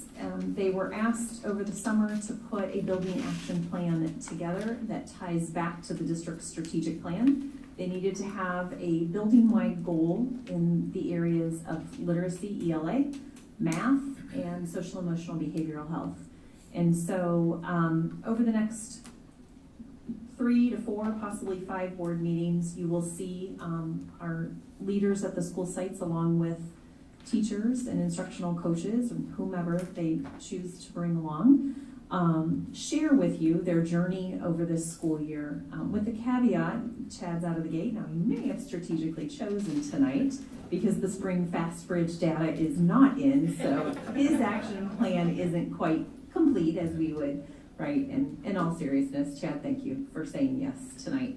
It's always hard to lead something amongst your colleagues, so thank you. But Chad's here tonight. I see Ryan King. I think Megan Purcell stayed. Is Mary Wendell still back there? The podium's just walking here. So I know they've done a lot of work at Mark Twain this year. They've had some great successes and they've had some challenges that they've had to reflect on. And he's here to share their plan with you and their journey during this school year. Thank you, everyone from Mark Twain, for being here tonight. All right, Chad Union, Principal Mark Twain. I do want to first of all say thank you to Director Dorder for saving us yesterday. We had a stray cat grace us with his presence right at dismissal time that wanted to get into the building, and she went home and got a carrier for us until we found the owner. So it saved us. So thank you. Jack of all trades. Yes, yes. All right. So I just present some information to you today regarding our building action plan. As Dr. Moore said, we are not quite finished yet. We will be taking our spring FAST assessments starting on Monday. We'll finish those next week. Once those are done, I can have a little bit more of a complete report for you. So just kind of go over a few things.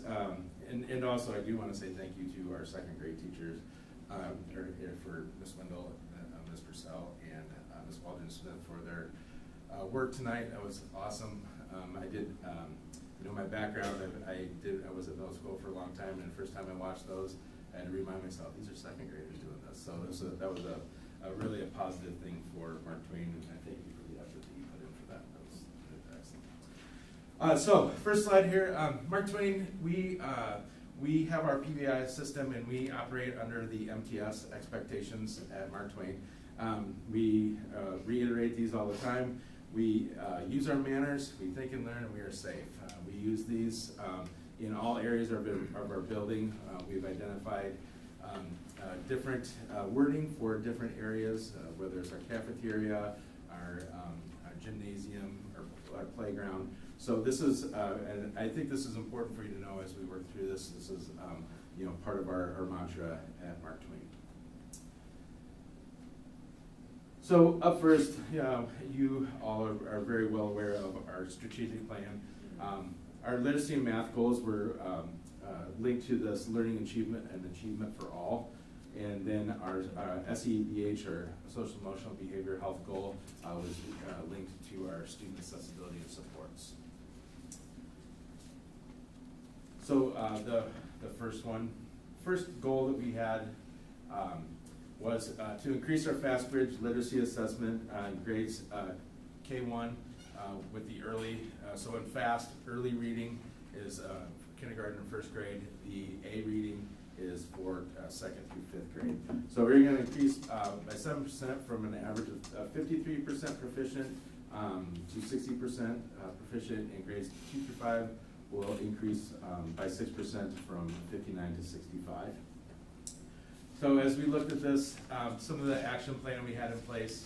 Almost all of our teachers at Mark Twain now are letters trained, so the science of reading. Ryan King, Rhonda Nelson have done an excellent job of leading professional development throughout the year to enable all of our teachers to do that. I have also taken on the administrator training part of that. And it is amazing to see the difference that how teachers are approaching reading after getting letters certified. So we use that Tier 1 interventions in the classroom. So these are interventions that every single student in our building are getting. So we're really looking at those to make sure that we are able to deliver that curriculum to every student. We have literacy fidelity checks. So that means I'm going into classrooms, checking on, a lot of our classrooms have their literacy time is minute to minute, so we know when they're doing what. It does change every once in a while, but for the most part, I should be able to walk in, check those. So I am walking around doing those. Tier 2 and 3 interventions, those are just some interventions that go beyond. Get about 30% or so of our students get those Tier 2 interventions, and then about 5 to 8% of our students get the Tier 3 interventions. So Tier 2 is a step beyond, obviously, the Tier 1, but Tier 3 are really intense interventions for our students.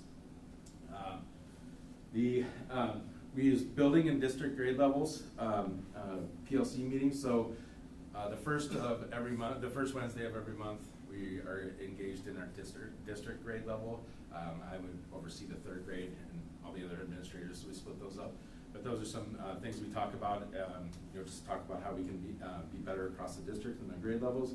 We also have our building PLCs where they meet the other 3 Wednesdays to make sure that we are meeting all the kids' needs and putting interventions in the right place where needed.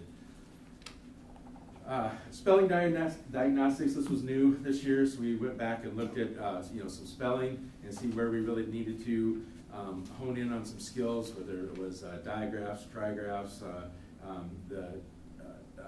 when you're talking about trigraphs, like the DGE ending or the TCH ending. So just to really look at some of those the places where students were missing those when they're working on spelling and writing. Implementation of UFly in the third grade. So UFly is a kind of a new program we picked up this year to help out with our third grade, to really help them step up. Our third grade were a lot of our COVID kids who missed quite a bit, so we're really trying to catch them up. And UFly was really honed in on tightening up some of those skills in reading and phonics and just some of the awareness of what they are doing in the classroom. FAST testing, we talked about that 3 times a year. So fall, winter, spring, those are all things that we keep in place. That's every school is doing that. We also have an academic student success team review intervention data. So That is a team that consists of our academic interventionists, our instructional coach, myself, our social worker from the AA helps out. But that meeting is a very intense meeting where we look at the FAST data. We break that down to see where kids are missing certain skills. The next slide, Ryan is going to explain a little bit more of that to you, so we'll kind of let him do that. The teacher classroom progress monitoring, Ryan is also going to explain a little bit of that to you. But that progress monitoring, we're making sure we're progress monitoring students who are in need of some assistance every 2 weeks, and making sure that they're getting those interventions and tracking that as they go throughout the year. We also have an we call it the IF team at Mark Twain. This team consists of our outreach program, our school nurse, our social worker, or AEA social worker, myself. This is something we do to try and look a little bit deeper into some of our students and what they're dealing with beyond school. So we had over the winter, we had a student who had a house fire. So that really looked at what can we do to help this family to continue their attendance here at school and not have them be set back by something that is outside of school. So we look at that, families that might be living in a hotel at the time, how can we get this some assistance to get them, to really have the same advantage as everybody else. And then monthly reports are a BLT regarding our letters training and how that progress was going. So that was a kind of an initial plan. All right. So these are our grouping and interventions. I'll kind of let Ryan take over here. But every 4 times a year, we sit down after fast testing for sure. But we sit down and we break down where those kids need those interventions. Yeah, so this is a tool that's new to our district this year, and the purpose of this tool has been to really triangulate any form of data that we have regarding our students so that we can really address any remedial deficiencies that they may have with a laser-like focus. Rhonda Nelson has done a great job of pushing a whole lot of formulas and doing a wonderful job of color coding, as I like to remind her every time I can, color coding all of this information. This is a big part of what we're doing within that student success team. So as Mr. Udy mentioned earlier, a lot of us are sitting down going through every bit of this information. This starts with universal screener information from FAST. So the groups that we have up here right now is a kindergarten group. So we would be looking at data strictly related to early reading skills, whether that's phonemic awareness skills like letter naming or letter sounds, depending on the point of the year. Otherwise, they're starting to get into some nonsense words as well, where we can see how they're handling actually applying phonetic principles to their reading.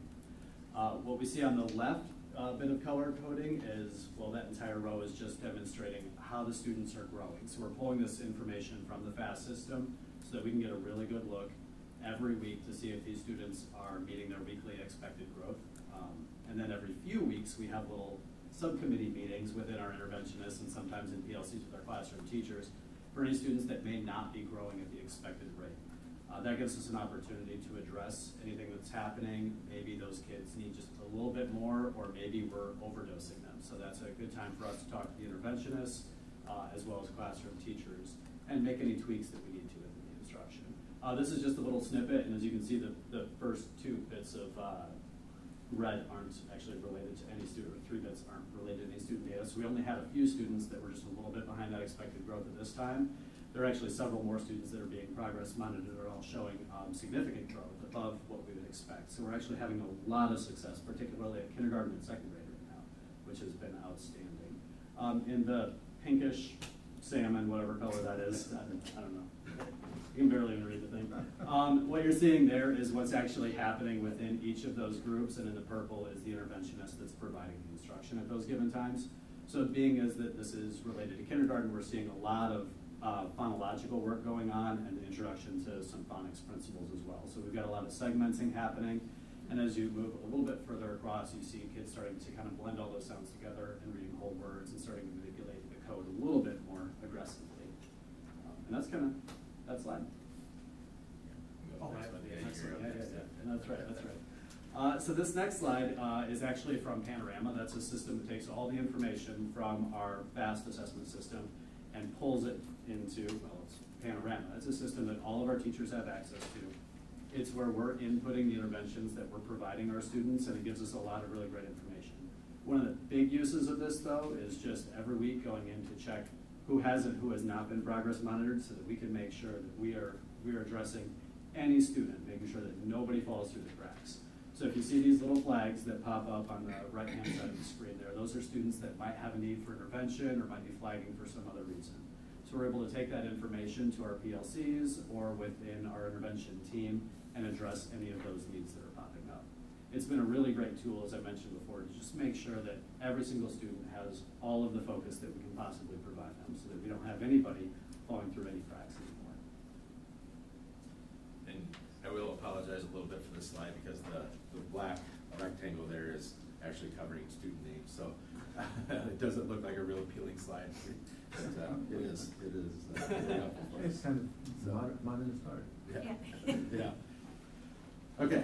All right. So a couple of things for that first goal of literacy. A few to highlight some success. If you look at our kindergarten, our kindergarten teachers are amazing. They do some work. I subbed in a room for an hour one time, and she left me this pile. I said, "Holy cow, how am I going to get through this?" She said, "Oh, you will." And I did, and it's a very fast-paced environment. But the work they do is incredible. If you look at, there's two graphs up here. I wanted to highlight a couple of things here because there's two ways to look at how our data is presented. So the top one is we're looking at proficiency. So in the fall, you can see we're pretty low in two of our classes with the 38, 27, and 64%.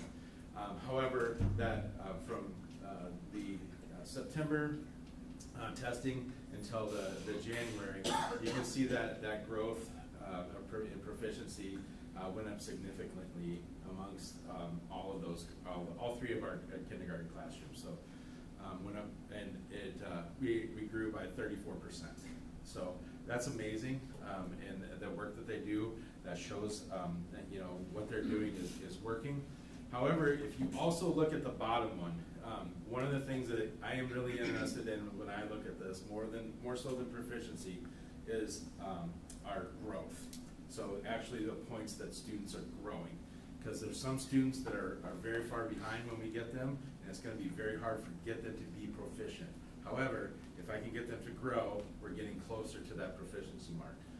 So if you look at our second grade data up there, we, if you looked at their proficiency rate, they had, when they started in the fall, they had a 33% rate of proficiency. They moved up to 46%, which is a 13% increase. That's wonderful.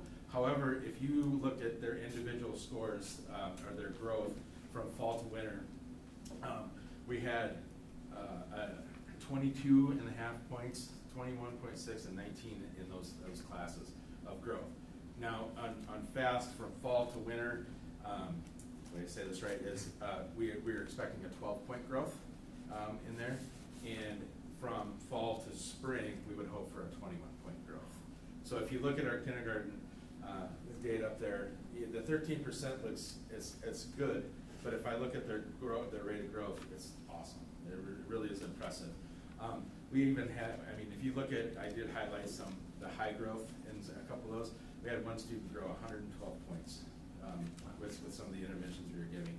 And 68 and 41, those are all still incredible numbers. But 112 was kind of out of the park.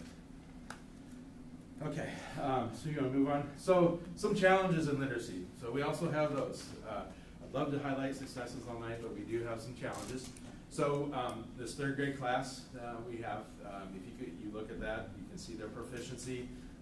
It took a drop, and this is our third grade class that we missed out on quite a bit. However, going back and looking at this, I did want to look at those points that they grew. We did have students that grew, and again, in our 3C class here, we had a growth of 98. So that was, the growth is really important to me. That shows what we're doing in the classroom is working. However, we did take a look at our third grade class. We did reconvene with them and put some other interventions in place. So you want to talk about those? So Ryan was a big help when we reconvened after we got these winter test scores back.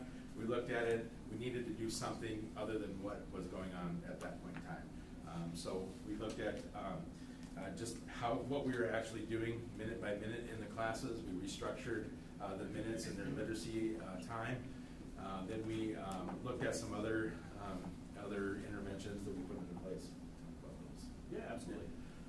So again, this was our COVID kindergarten hybrid first grade students. So what we knew going into second grade as well as this year was that there were a lot of gaps to fill. And one of the ways that we addressed that right away was implementing UFly as a piece of tier 1 instruction so that we could get a better grasp on what their phonological skills really were and where their deficits were.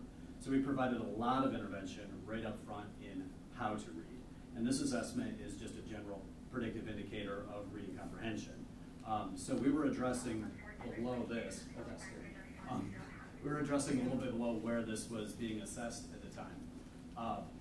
And we actually saw some really nice results. We also do a CBM on all of these students. And we saw a tremendous growth in their actual accuracy between fall and winter. So what we were doing tier 1 was actually working really well. We're still just closing that gap a little bit at a time. After we got that winter data, we also saw that because of that growth, we were able to start providing new interventions within the classroom. So we had some press interventions out of the University of Minnesota happening in a couple of the rooms. So we're using repeated reading and paragraph shrinking, which gave students an opportunity to practice a lot of fluency while still tying that into some comprehension skills in a really explicit and systematic way. We were also able to provide some of those students that were now above and beyond where we needed them to be, some extensions in another room. And then we had a third room that was getting support from one of our interventionists as well, doing additional work some in phonological awareness and then quite a bit of phonics, where we're incorporating some decodable readers and giving them more and more time to practice those skills. So we've been hitting that really, really hard for the last probably 10 weeks or so. It looks like based on our progress monitors that we can be a little bit optimistic about next week, but that's a next week problem. All right, go. So again, moving on to action 2, this was based on math. And again, we looked at K1 early reading, increasing it by 7.5%, getting it from 62.5% to 70% proficient, and then the A reading, we want to increase that by 7% to get up to 75% proficiency. So again, a lot of these things are the same. I'm not going to repeat all, but one of the differences here, obviously, we've implemented district-wide this illustrative math curriculum has been implemented in all grades, and then we also have Bridges math, which is an intervention program. So those students that are not quite making the cut on our FAST assessments, we're using the Bridges interventions to help them make progress towards proficiency. We've had some professional development with both of those programs, and then also using some student-centered coaching, of course, by Mr. King here. All right, so go ahead and next slide. So again, just the kind of the same thing for you to look at. Again, in kindergarten, we had a huge, a nice growth from our fall to winter proficiency. But again, wanted to compare that. If you looked at the same thing they did as far as points, they again jumped up over 22 points between that fall and winter for growth. So they've almost made a year's growth within those September to January months. So that was pretty impressive for our kindergartners coming in and making that kind of progress towards proficiency. Again, so math challenges. We 5th grade. We is at Mark Twain. We have 2 brand new staff members, and we have another one that is has been there for a little. They started at mid-semester last year. In new curriculum, so trying to figure some things out. They had a decrease in proficiency by 13%, which is, we look at that, it's a little bit alarming.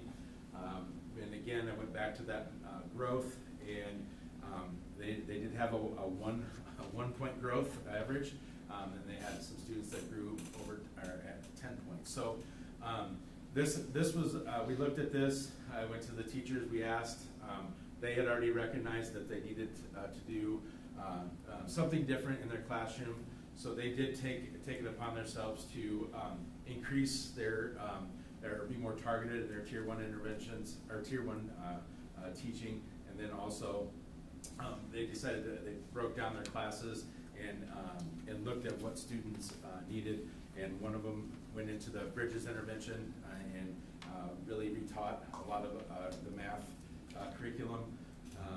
We had an extension program that the students that were succeeding, we gave them some extensions, and then that middle group was a lot of revisiting skills and making sure that we were meeting all the math standards that we have in place. Anything else on that one? Yeah. Just with the A math, it's significantly different in the growth expectations than the A reading. So like a 21-point A reading is the expected in 2nd grade reading. In 5th grade math, I think it's only 3 points. So the 1.1 is nowhere near what it might look like after looking at the reading data. Just throw that in really quick. Thank you. Okay. So then moving on to action plan 3. Last year, or coming into Mark Twain this year, I looked at what was a problem area, and looked at physical aggression, physical fighting was at 63% in the referrals that from the data that I was able to look at from last year. And I wanted to decrease this to 50%. And a lot of this is just our PBIS interventions that we're kind of putting in place. So if you want to look at that next slide. Chad, Yep. Before we go, a quick question. Yep. I just want to make sure I understand what these percentage means with reference to referrals. Yes. That in the 2021-22 school year, 63% of students received physical aggression referrals, and we want that to come down to 50, or what does it mean? This means that 63% of the referrals that were issued were. So it's not talking about number of students, Yeah. it's talking about total number of Total referrals. number, yeah. Thank you. Yep.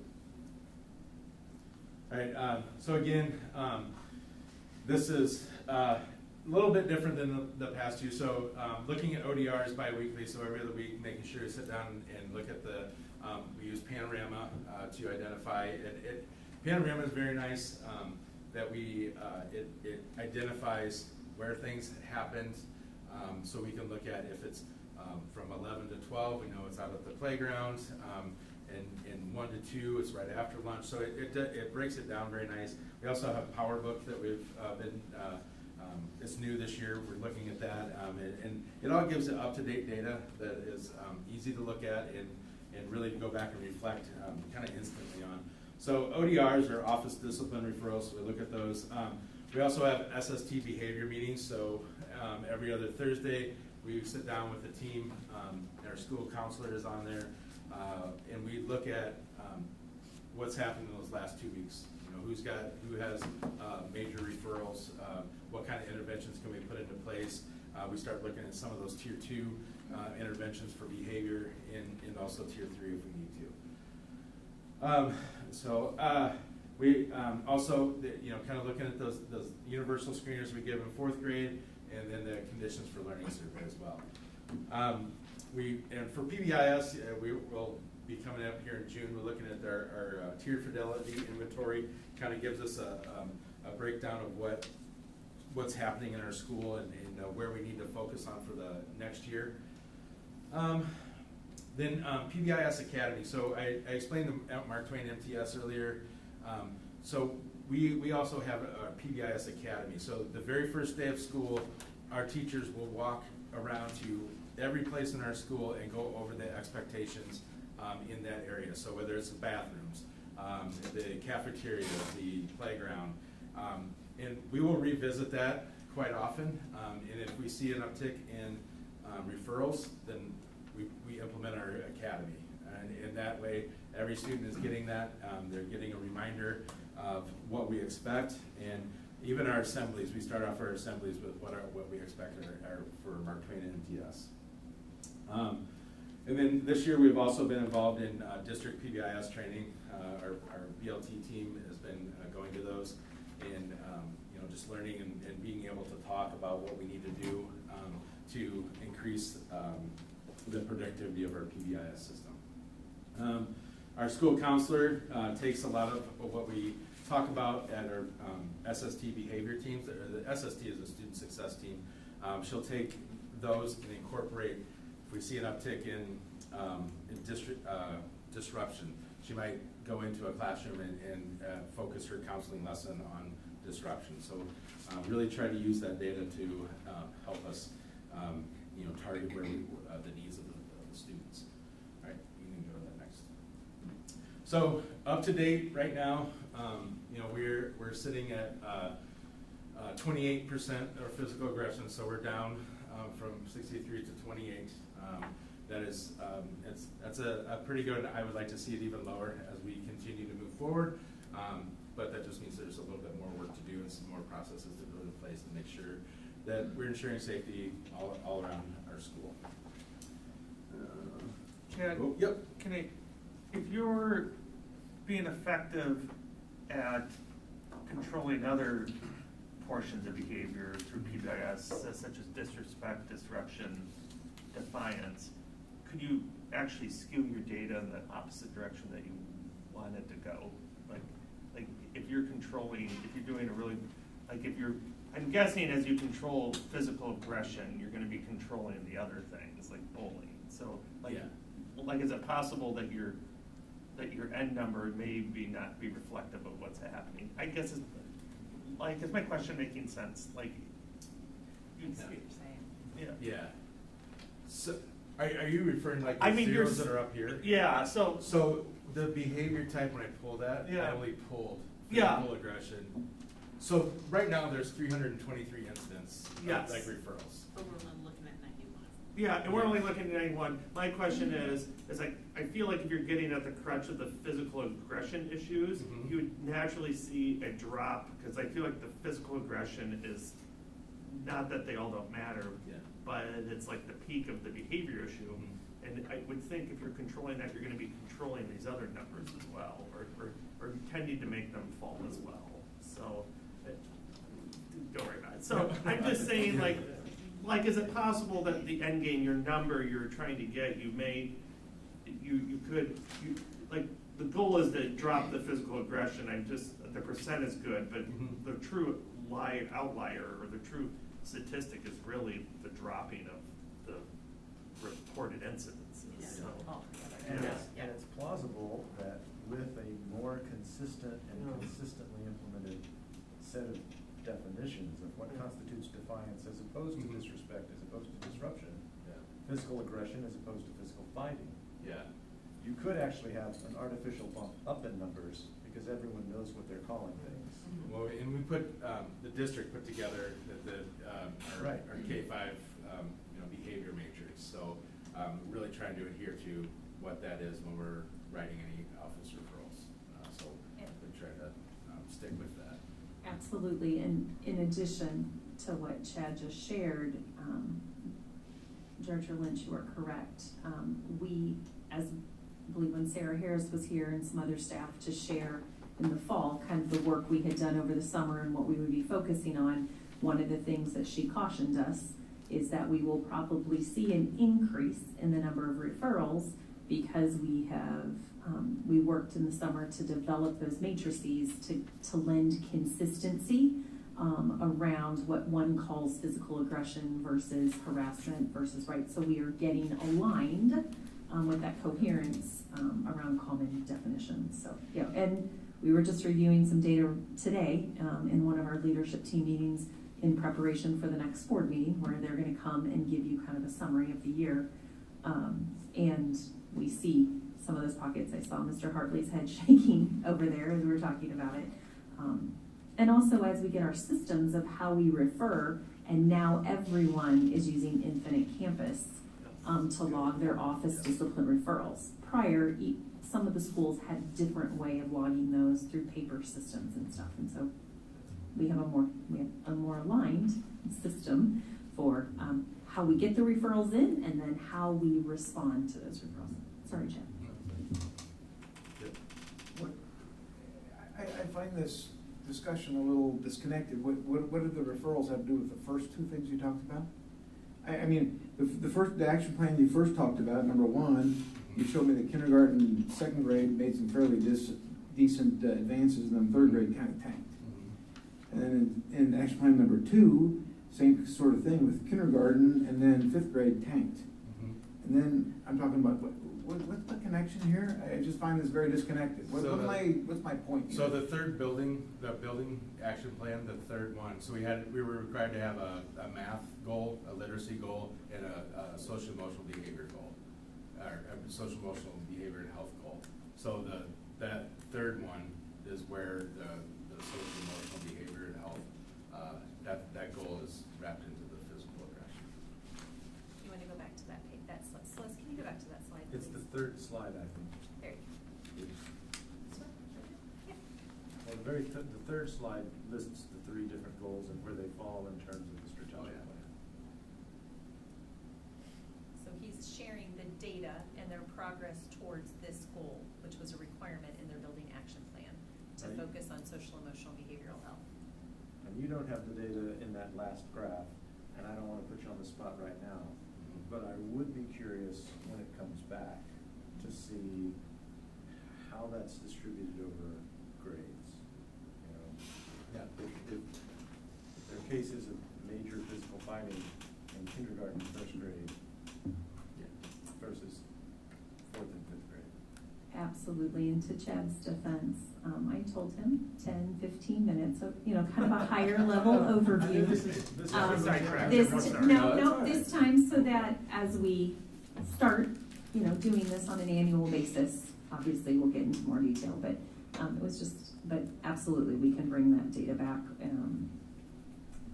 as we get the end of the year data. Yeah, and that's something that, with Panorama and some of our other, Power Book, we're able to break it down more than what I have here, but for the sake of the presentation, Not a problem.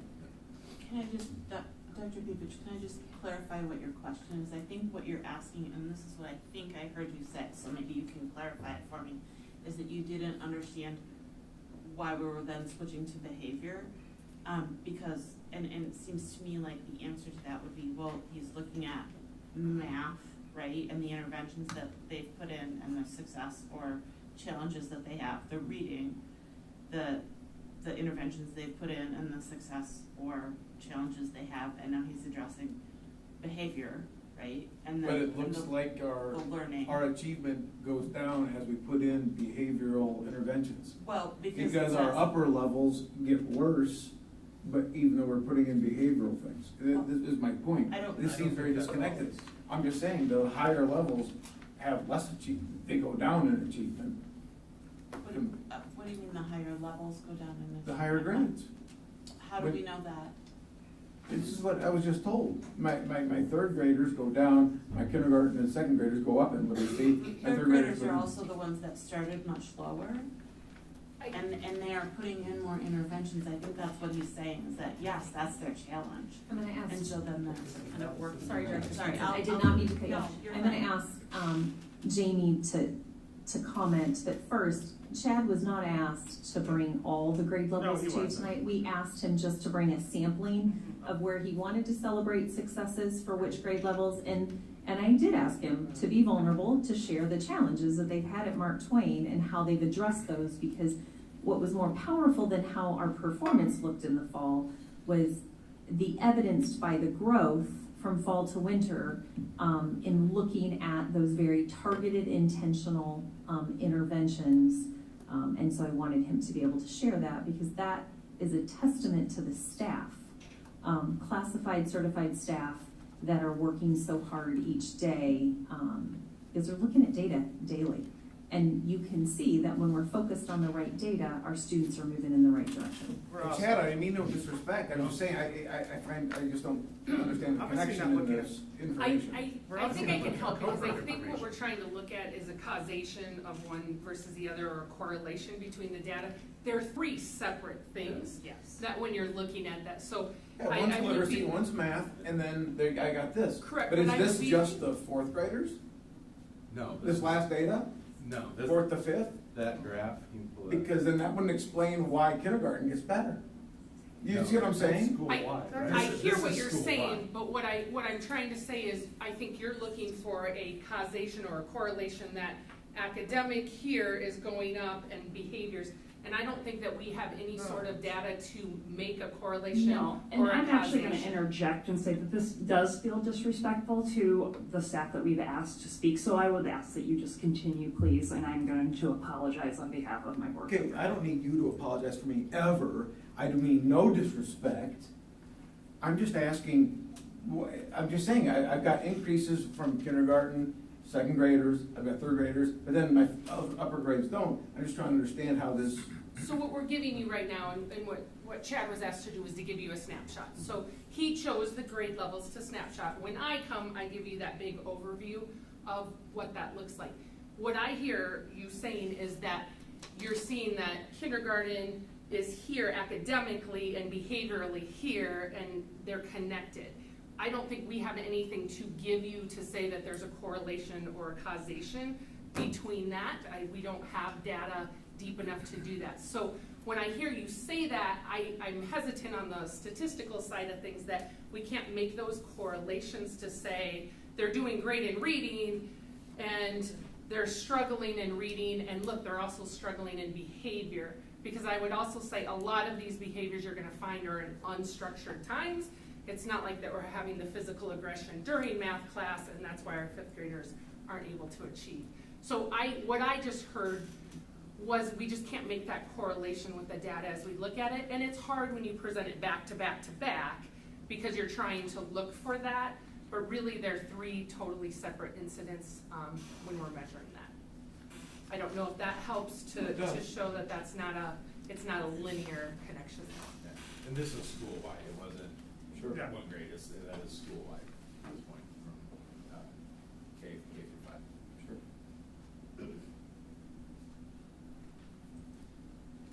One more slide. Yeah, one more.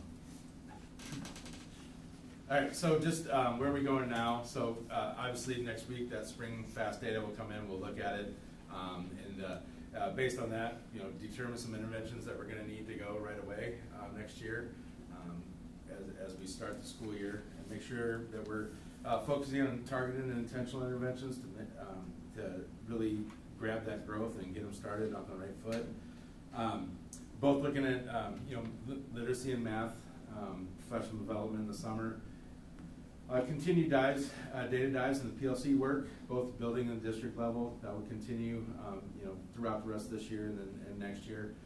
I also recognize a lot of our physical aggression does happen in unstructured times, and that would be recess. Looking at completely different lunch and recess time and how we do that. I have some schedules from the past we've used, so just being creative with that. Our BLT and PBIS leadership teams, they implementing procedures and incentives, so making sure that we have all of our procedures in place, and we're able to have our PBIS Academy right away when we get to school. And then continued use of that student-centered coaching, our instructional coaches, making sure they're having conversations with our teachers to see how they can improve their craft in the classroom, and make sure that we're ultimately looking at that student-focused teacher.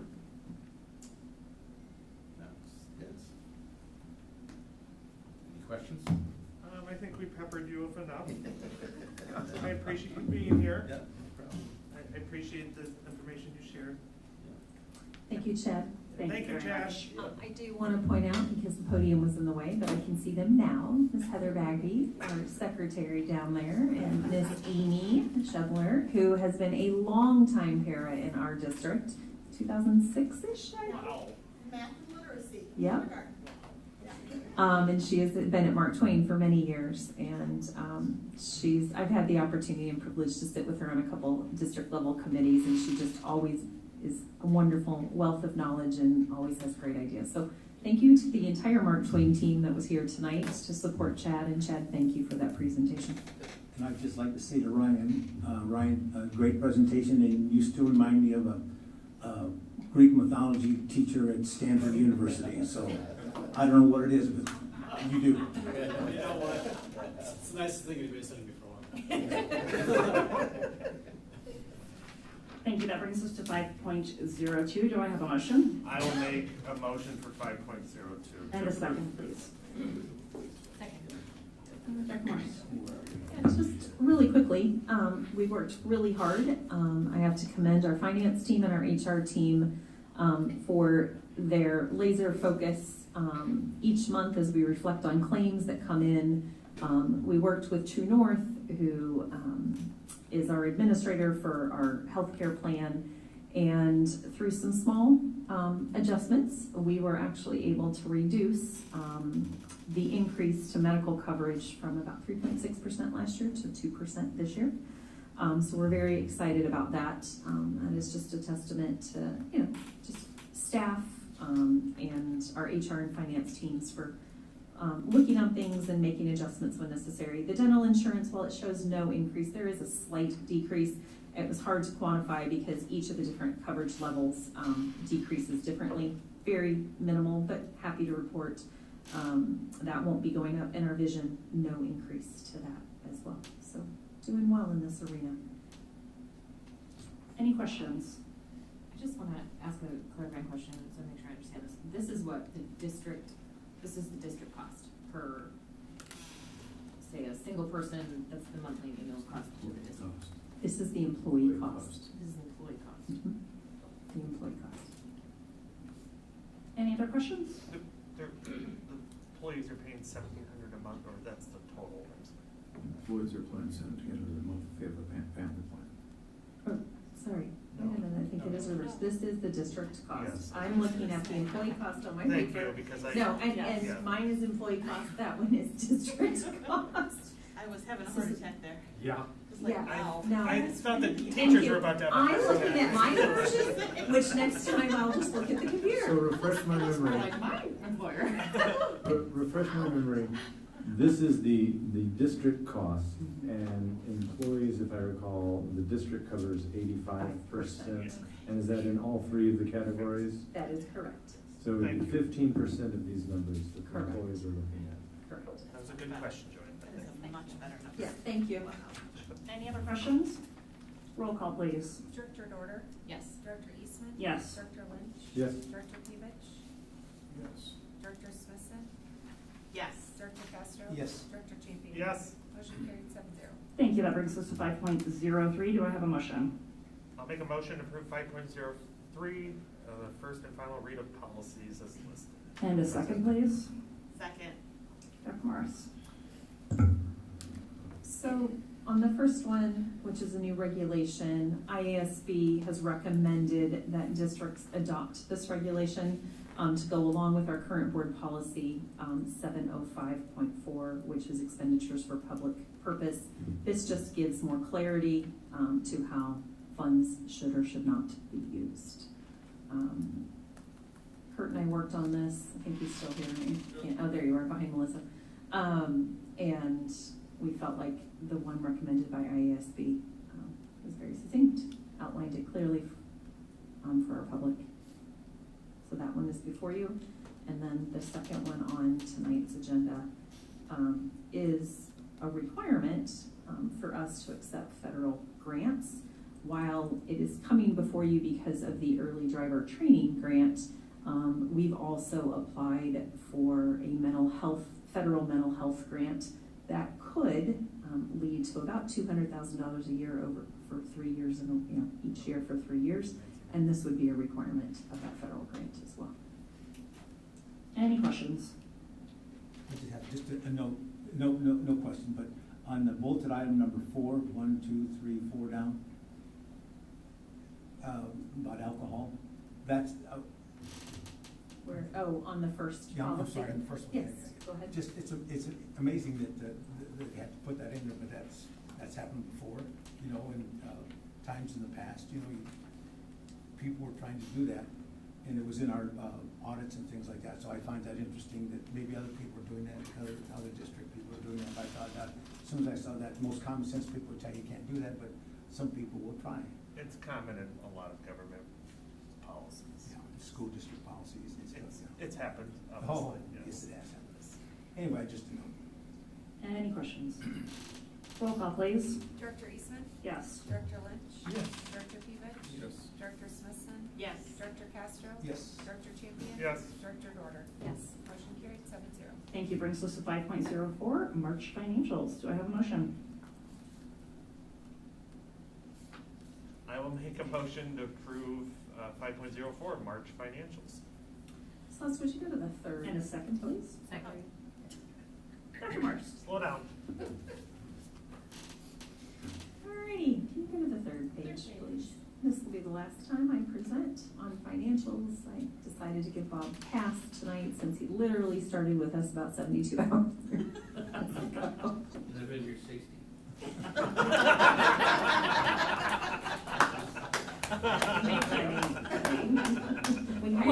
We clearly hired him for his humor. I was gonna say, I thought I kinda like him. And you should hear us in meetings. Anyway, of great note, as you'll see, in terms of tuition and revenue received, the year-to-date actual, that variance in our revenues, it's really the one big thing to note.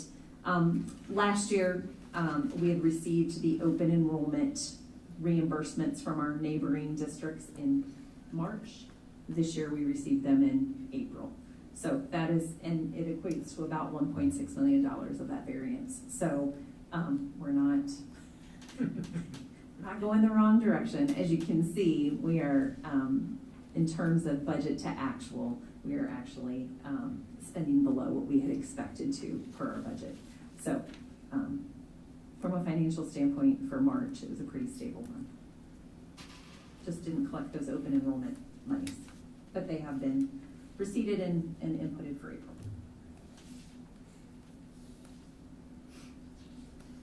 Anything else, Bob, you want to add? Okay.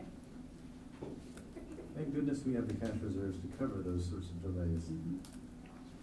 Well, and as you noted, one of our previous months, our federal revenues were very late to come in as well, a couple $2 million. So, I mean, that's that piece about the reimbursement model versus, you know. Now, this actually raises a forward-looking question. If, come June 1st, the federal government is not reimbursing in a timely manner, how much could that impact our cash reserves? Like, how much of our budget depends on federal revenue? I don't expect you to have an answer to that tonight, but now that you've got 60 hours under your belt, perhaps you're ready for it next time. We'll definitely have that for you next time. Any Budget's questions resolved by then. regarding March financials? Okay, roll call.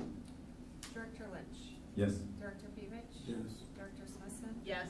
Director Castro? Yes. Director Champion? Yes. Director Dorder? Yes. Director Eastman? Yes. Motion carried 7-0. Thank you. Brings us to 5.05, discussion regarding the draft for the upcoming year's board meetings.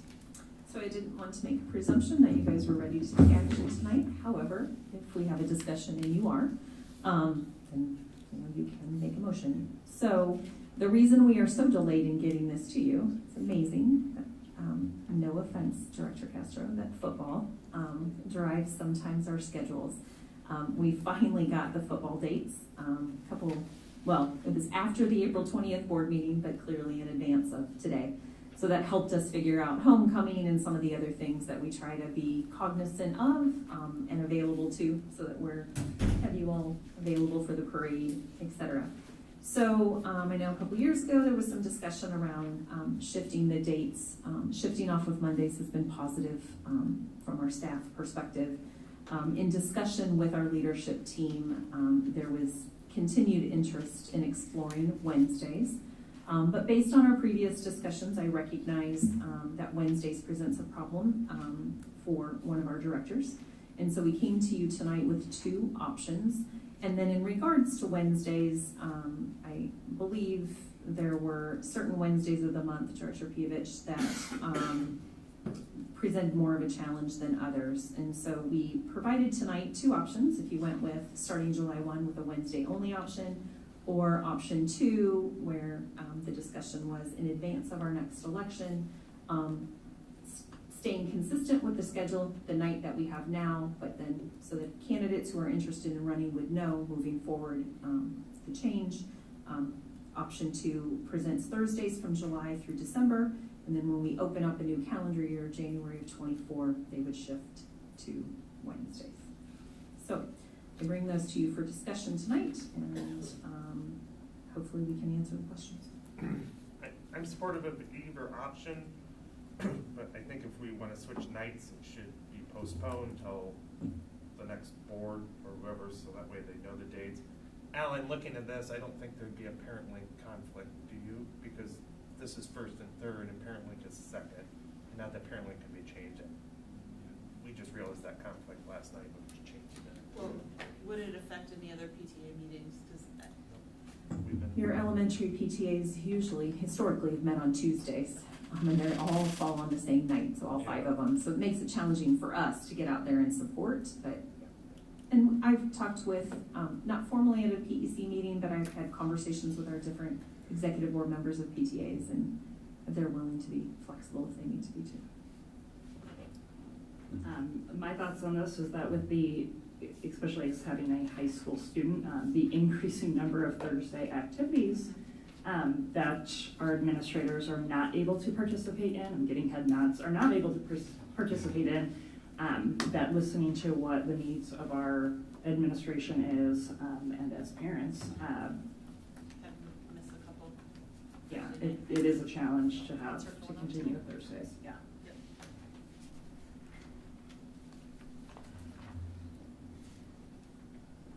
Thoughts, questions, concerns, comments?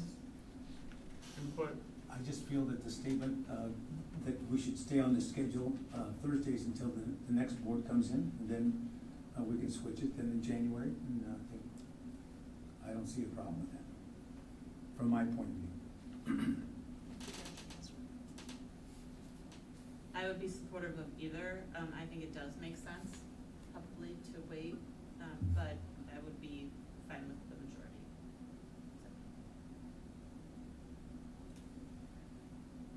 Director Lynch, Director Dorder, Director Pevich. I prefer Wednesdays, so whenever we move it to Wednesday, we move it to Wednesday. I have a simple question. I presume it would still be a problem for you if we met on Wednesdays starting as early as July because of your work obligations, is that correct? Like you say, don't worry about me, I'm all right. I think the most considerate way to do it, though it makes it simpler if we start immediately, I think option 2 is the better choice, and it's clear. We're moving to Wednesdays, but we will not inconvenience the current board. Okay, it's a natural time to change it, I think. And I think it's important for us to set dates at least a year, so whoever's gonna run is aware of what nights they need to be available. I would be willing to make a motion to approve option 2. I would be willing to second that motion. Any further comments or questions? Roll call. Director Pevich. Yep. Director Smithson. Yes. Director Castro. Yes. Director Champion. Yes. Director Dorder. Yes. Director Eastman. Yes. Director Lynch. Yes. Motion carried 7-0. Thank you. Brings us to 6.01, upcoming calendar items. Thank you, Celeste, for sharing those. Brings us to 7.01, do I have a motion? I'll make a motion for 7.01, enter into exempt session. Motion to enter an exempt session as provided by the Code of Iowa, section 20.17 sub 3 and 20.9 for the purpose of discussing strategies for negotiations. I would just ask for a moment after that so we can stretch my legs. Second, please. Second. Roll call. Director Smithson.